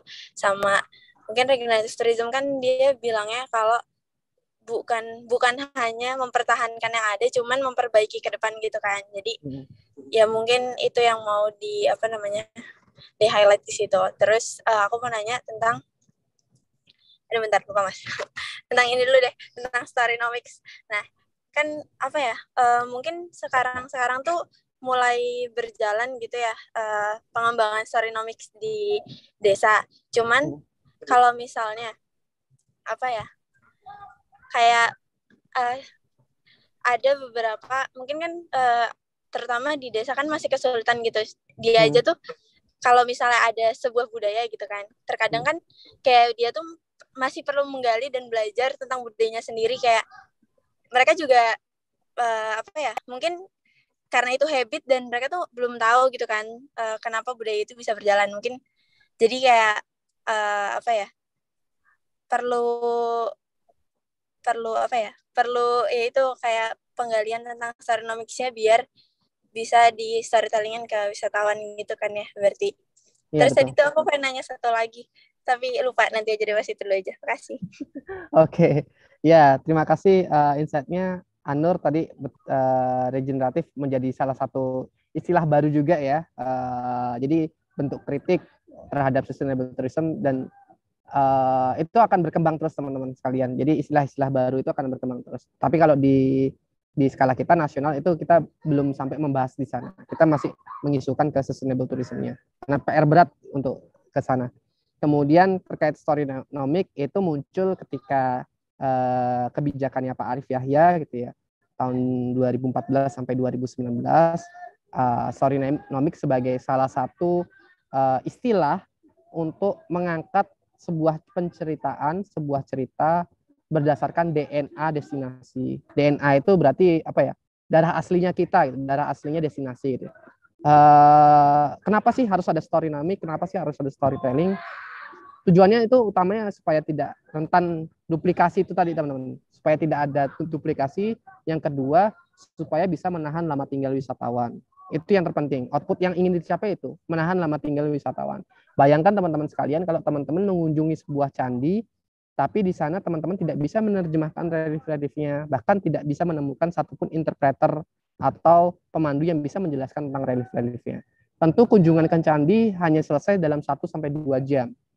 Tapi dengan kemasan storytelling, dengan kemasan Storynomics, dengan kemasan adanya interpreter untuk bisa menjelaskan cerita-cerita yang ada di dalam relief, teman-teman bisa menghabiskan waktu lebih dari 2 jam. Ya, jadi emang output yang ingin dicapai adalah menahan lama tinggal wisatawan seperti itu teman-teman.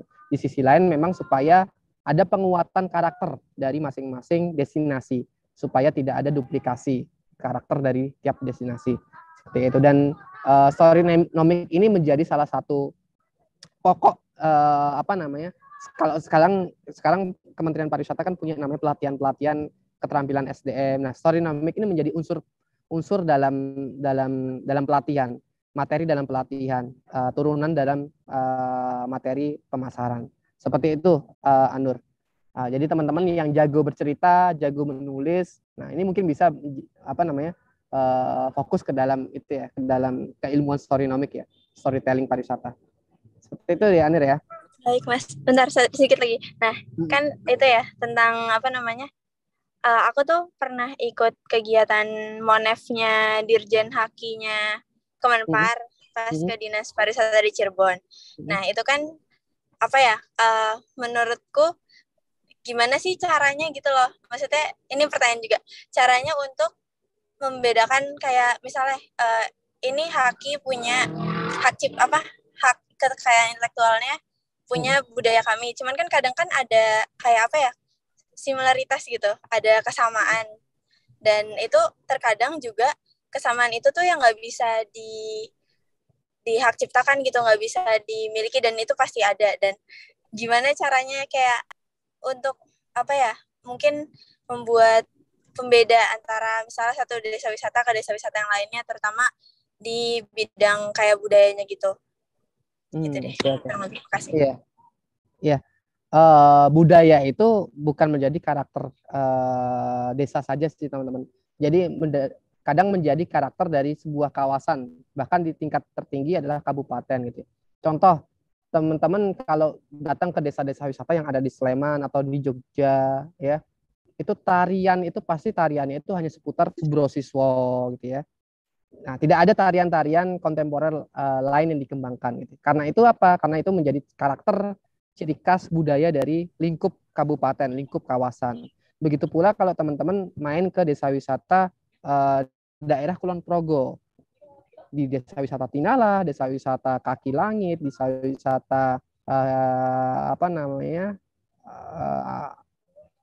Banjaroya, kemudian di desa wisata Dekso, itu teman-teman akan disambut namanya tarian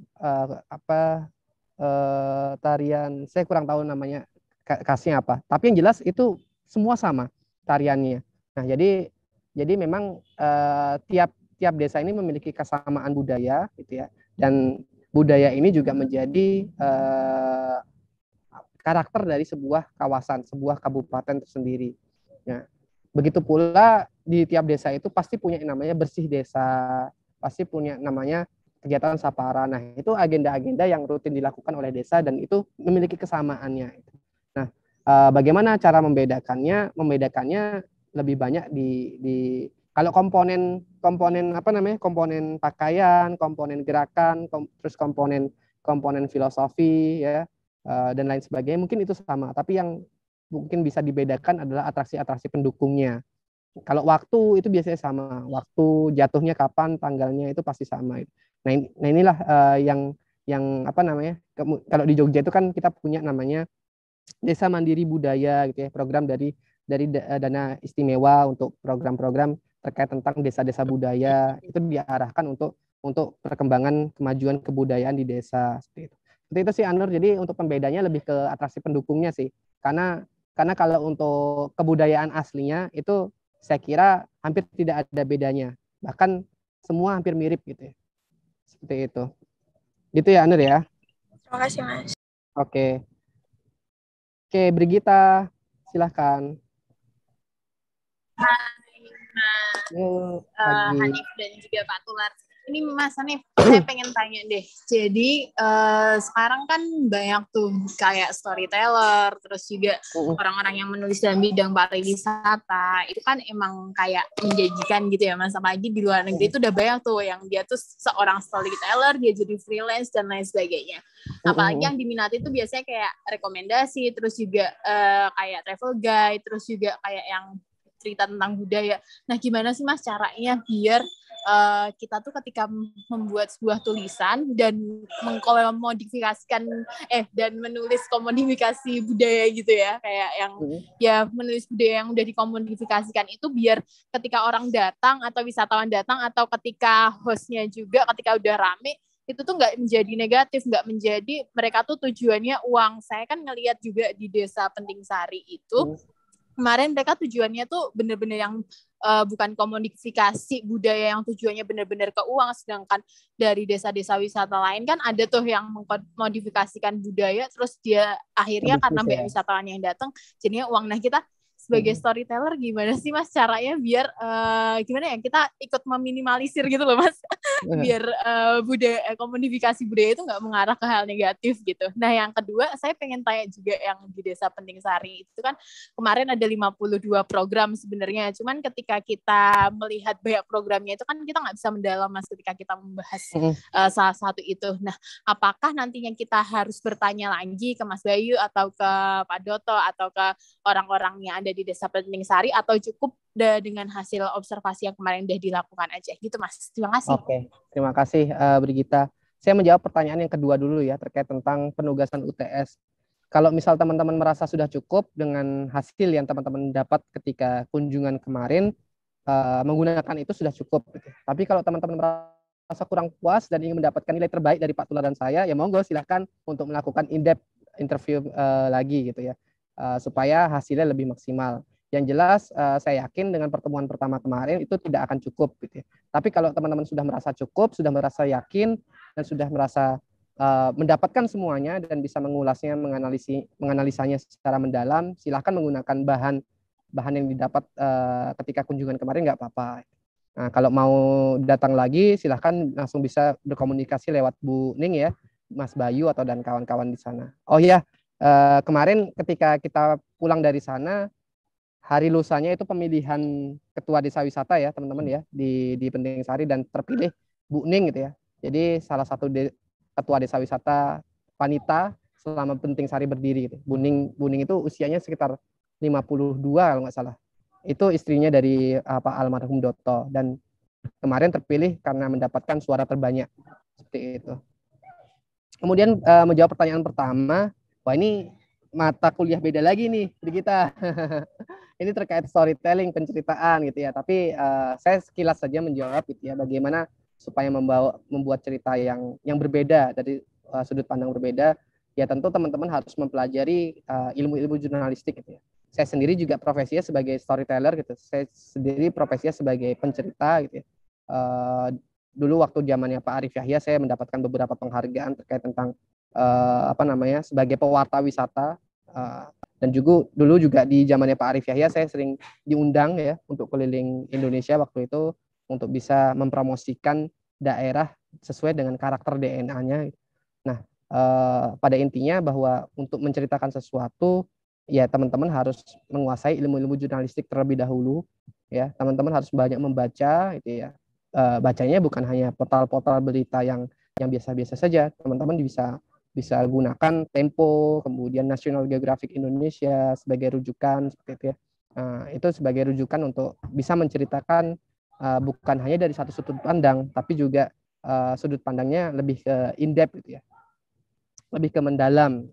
Nah, seperti itu sih Brigita, kalau saya jelaskan secara spesifik tips dan triknya mungkin ini akan memakan waktu lebih banyak lagi gitu. Dan ini bisa jadi mata kuliah tambahan buat teman-teman. Jadi yang jelas saya menguasai teknik itu karena saya juga profesinya sebagai storyteller, sebagai pencerita. Ya mudah-mudahan di kesempatan lain saya bisa bercerita lebih banyak kepada kawan-kawan di sini.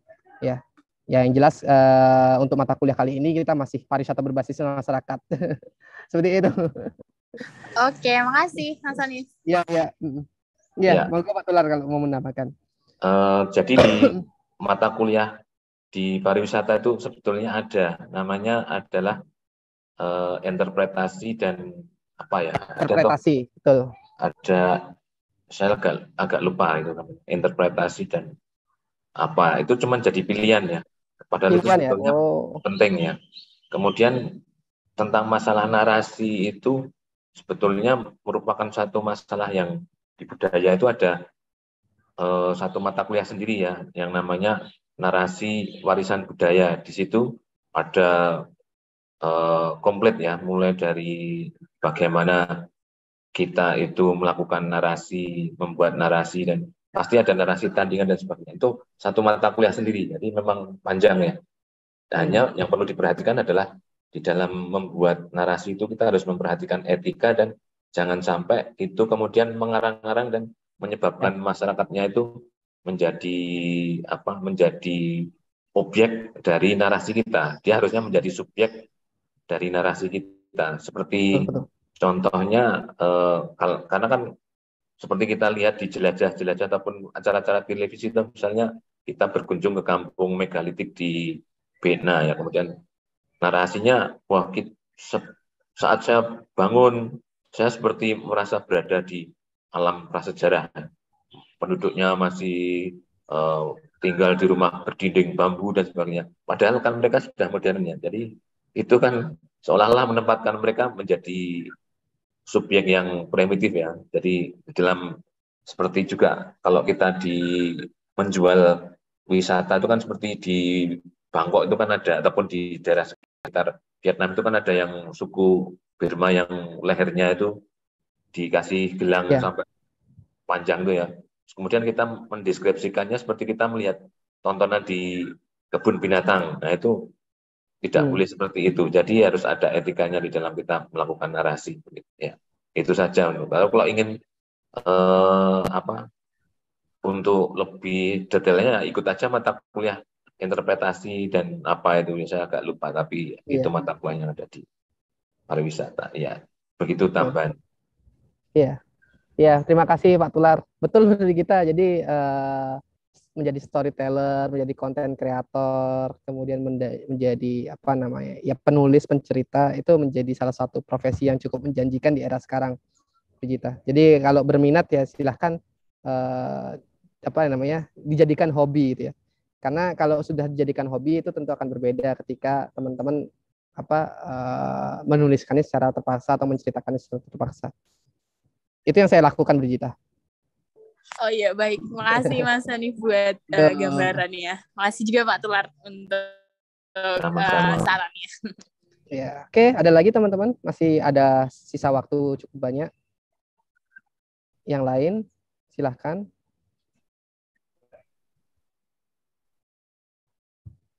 Oke, ada satu orang. Siapa ini?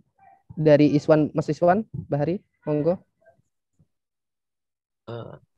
Saya mungkin izin bertanya kalau masih belum ada yang nanya, Mas. Iya, nggak apa-apa. Sebenarnya masalah masih regeneratif tourism tadi. Semisal nih Mas, di Indonesia kan ini kalau diterapkan itu masih jauh ya Mas, seperti yang kata Mas Hanif tadi, karena menurut saya perlu penerapan sustainable tourism yang baik dulu di Indonesia gitu, karena sustainable tourism aja tuh belum beres gitu. Nah, semisal dari pemerintah Indonesia atau Dinas Pariwisata Jogja itu tiba-tiba dalam waktu dekat ini tuh ini menerapkan konsep ini di Indonesia ataupun di Jogja khususnya, menggaungkan konsep ini, mengkampanye konsep ini. Nah, menurut perspektif Mas Hanif atau Pak Tular sendiri itu bagaimana gitu? Apa yang akan terjadi gitu? Apakah dari pelaku-pelaku pariwisata di Indonesia itu akan siap gitu dengan konsep ini? Iya. Baik, terima kasih Iswan, menarik ya. Jadi pertanyaannya lebih ke aplikatifnya ya. Oke. Jadi konsep yang dibawakan atau konsep yang ditawarkan itu tidak ada konsep yang buruk gitu ya. Dan teman-teman harus ketahui perubahan itu pasti terjadi gitu ya. Mau itu berubah menjadi baik atau menjadi lebih buruk. Cuma karena yang mengusung konsep ini adalah UNWTO, tentu konsep yang ditawarkan adalah konsep terbaik gitu ya. Konsep kritis yang dimana itu mereka memandang bahwa sustainable itu nggak cukup, harus ada level di atasnya, yaitu regenerative tourism. Nah, apakah kalau diaplikasikan ke dalam destinasi atau di lingkup kawasan, lingkup regional, lingkup nasional, itu apakah akan bisa, apakah akan berhasil? Saya yakin pasti akan bisa, teman-teman sekalian. Tapi memang harus menggunakan pilot project gitu ya, percontohan terlebih dahulu. Nah, contoh, jadi pemerintah kita, Kementerian Pariwisata itu sedang serius menggalakkan namanya sustainable tourism dan melawan namanya isu perubahan iklim. Salah satu contohnya apa, teman-teman sekalian? Beberapa kali pemerintah kita, Kementerian Pariwisata itu menggalakkan program nol emisi gitu ya. Kita kan udah pernah mendengar nol sampah plastik gitu. Nah, kali ini naik lagi levelnya menjadi nol emisi. Artinya apa? Mereka mengkonsep bagaimana supaya transportasi atau mobilitas yang digunakan oleh kawan-kawan wisata maupun itu pelaku industri dan juga wisatawan yang datang ke Indonesia, itu konsep transportasi adalah konsep ramah lingkungan, tidak menimbulkan emisi yang berlebihan seperti itu. Karena ini menjadi salah satu pengaruh terhadap perubahan iklim. Nah, contoh yang dijadikan sebagai pilot project dalam kegiatan ini adalah salah satunya desa wisata Bili Bante, itu di kawasan Lombok di Mandalika sana. Aktivitas yang ditawarkan di sana adalah aktivitas bersepeda. Jadi tidak ada yang namanya transportasi yang menggunakan mesin, gitu ya, apalagi menggunakan BBM. Itu semua menggunakan transportasi ramah lingkungan. Yang kedua, besok teman-teman akan ada yang ditugaskan ke Desa Wisata Candi Rejo di Borobudur. Ya, di tengah gempuran Borobudur yang luar biasa, baik itu dari program BOB, program destinasi prioritas, ya, itu membuat masyarakat di sana itu semakin tumbuh wirausahanya, ekonomi lokalnya, gitu ya. Salah satu unit usaha yang muncul, yang teman-teman akan temui di sana adalah unit usaha mobil VW, penyewaan mobil VW keliling Borobudur, ya, mobil kodok versi lama gitu dan mobil camper van yang keliling Borobudur. Nah, hanya Candi Rejo satu-satunya desa wisata yang ada di Borobudur yang tidak menggunakan atau tidak menawarkan paket wisata itu. Mereka lebih memilih untuk setia atau menggunakan andong sebagai transportasi berkeliling Borobudur. Nah, ini menjadi salah satu percontohan oleh Kementerian Pariwisata. Kemudian yang ketiga, ada salah satu lokasi lagi yang sangat menarik di Kabupaten Malang, teman-teman sekalian. Namanya adalah CMC 3 Warna, Pantai CMC 3 Warna. Teman-teman bisa cari di Instagram ataupun di Google gitu ya. Kenapa saya katakan menarik dan kenapa dikatakan sebagai kawasan yang menarik? Bayangkan teman-teman sekalian, yang namanya tempat wisata itu akan ramai dikunjungi ketika weekend atau ketika hari libur panjang. Tapi CMC 3 Warna, pengelolanya, itu justru menutup hari Sabtu Minggu dan menutup hari libur panjang. Jadi pantai tidak boleh dimasuki ketika Sabtu Minggu dan juga libur panjang. Tujuannya apa? Untuk pelestarian lingkungan. Nah, lokasi-lokasi ini menjadi pilot project dari Kementerian Pariwisata untuk isu-isu strategis terkait tentang pariwisata berkelanjutan dan juga nol emisi gitu. Nah, apakah memungkinkan kalau nanti ke depan ketika regeneratif ini menjadi suatu program yang akan digalakkan oleh pemerintah daerah maupun itu pemerintah pusat, tentu akan memungkinkan dan tentu tidak akan berlaku untuk semuanya. Tentu akan ada penyesuaian, tentu akan namanya adaptasi ya. Setiap daerah itu pasti akan melakukan adaptasi terlebih dahulu. Sama halnya ketika teman-teman di daerah itu diwajibkan untuk melakukan sertifikasi CASE, melakukan sertifikasi CASE, kemudian memasang namanya barcode peduli lindungi di tiap pintu masuk. Di tiap destinasi itu harus ada penyesuaian terlebih dahulu. Bahkan sekarang yang saya ketahui barcode peduli lindungi itu sudah tidak lagi berlaku gitu. Artinya ya tentu akan ada program-program yang mengarah ke regenerative tourism, cuma memang akan ada beberapa lokasi yang menjadi pilot project-nya dari pemerintah daerah maupun pemerintah provinsi maupun itu secara nasional. Seperti itu Mas Iswan. Yang jelas prinsipnya secara aplikatif tentu akan sangat baik kalau diterapkan secara menyeluruh gitu ya. Cuma memang mungkin secara bertahap. Kita di Indonesia ini butuh contoh-contoh destinasi yang berhasil gitu ya, destinasi pariwisata yang berhasil dan dengan keberhasilan itu semacam getok tular gitu ya. Kemudian menular ke daerah-daerah lainnya itu. Akan menjadi standarnya gitu. Sama seperti dengan pariwisata berkelanjutan. Kenapa sih pariwisata berkelanjutan menjadi isu yang kemudian sampai harus dibawa ke ranah sertifikasi destinasi, yaitu tadi karena pemerintah sendiri ingin mendorong setiap destinasi itu harus punya prinsip pariwisata berkelanjutan. Dan ini tidak hanya berlaku di destinasi, bahkan hotel, kemudian industri seperti travel itu juga disertifikasi. Ya, kalau kita sepakat bahwa regeneratif tourism menjadi isu terbaik dan menjadi sistem terbaik dalam menerapkan pariwisata berkelanjutan, tentu semua harus berubah, bukan hanya dari sisi destinasi. Ya, kita harus berubah dari sistem pemerintahannya, kebijakannya, kita harus berubah dari sistem industrinya. Industri di sini juga termasuk hotel, juga termasuk travel, juga termasuk tour guide, juga termasuk restoran. Apakah hotel, apakah restoran, apakah travel sudah siap mengarah ke sana? Ya, nol emisi, kemudian tanpa sampah plastik, kemudian adanya pembatasan lingkungan, wajib menggunakan guide lokal. Nah, apakah mereka siap? Tentu mereka juga harus beradaptasi. Artinya beban ini tidak hanya dibebankan oleh destinasi saja, bukan hanya dibebankan oleh pemerintah saja, tapi namanya sistem pariwisata itu adalah berlaku namanya ekosistem gitu ya.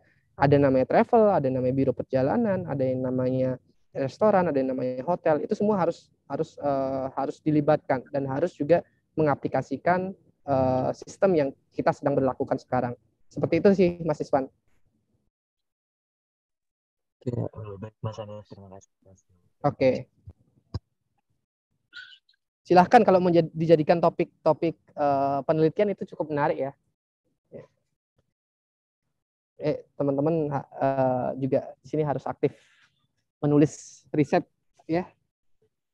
Siap deh membantu teman-teman di sini. Oke, ada lagi teman-teman? Masih ada sisa waktu sedikit lagi supaya genap bisa jadi 2 jam pertemuan kita kali ini.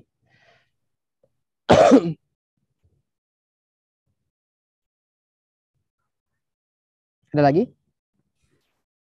Pak Tular ya, mungkin bisa menambahkan. Tidak ada. Tidak ada. Sudah. Oke, sudah cukup ya berarti ya. Kurang berapa menit lagi untuk jadi 2 jam? Sebentar, saya cek. Tadi mulai jam berapa sih kita? Di foto itu ada jamnya. Sebentar. Oh, sudah cukup sih Pak Tular. Sudah 2 jam. Oke. Baik teman-teman, saya izin untuk teman-teman bisa mengaktifkan kameranya bagi yang bisa gitu ya. Foto bersama. Kita foto bersama terlebih dahulu.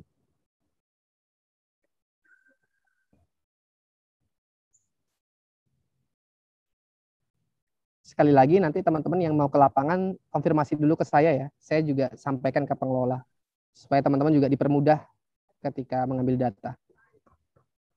Oke, saya tunggu semuanya. Itu si Asti Azhari 2 orang. Oh, izin Mas Hanif dan Pak Tular, kami ada observasi ke lapangan di Desa Wisata Pancau sehingga teman saya Gina tidak ada sinyal di sini. Jadi berdua, mohon izin ya Pak Tular dan Mas Hanif. Ya. Salam buat Pak Katijan ya sama Mbak Menu. Fotonya 2 orang dibuat masuk semua ya. Nah, agak jauh. Nah. Itu di rumahnya siapa itu? Ini lagi di parkiran, Mas. Ini baru masukin motor, Mas. Oh, alah. Nginep di sana? Iya. Iya, bentar Pak, ini disuruh foto. Ya, diaktifkan dulu kameranya semua teman-teman. Ya. Semua diaktifkan dulu agar bisa difoto. Ya, oke. Kita foto bersama terlebih dahulu ya teman-teman ya. Untuk halaman pertama. Oke, halaman pertama 1, 2, 3. Oke, halaman kedua. Tadi 3 halaman loh, sekarang 2. Oke. Oke, yang halaman kedua ini belum banyak yang aktif kamera ya. Gak apa-apa, saya shoot. Oke. Ada. Si Asti nginep di sana? Nginep Mas Hanif di homestay. Mantap, luar biasa. Keren. Sip. Oke, sekali lagi ya teman-teman ya. 1, 2, 3. Oke, yang halaman kedua 1, 2, 3. Oke, baik teman-teman. Saya ucapkan banyak terima kasih ya sudah berkenan meluangkan waktu. Mohon maaf kemarin kita tidak bisa bersama secara luring gitu ya. Mudah-mudahan ilmu yang saya sampaikan kali ini bisa bermanfaat dan bisa menjadi bahan untuk ketika nanti teman-teman ke lapangan. Ingat sekali lagi teman-teman harus melakukan interview secara mendalam supaya hasilnya bisa lebih maksimal ya, dan tidak berdasarkan asumsi-asumsi yang teman-teman terima. Oke, seperti itu Pak Tular. Ya, sudah cukup sepertinya.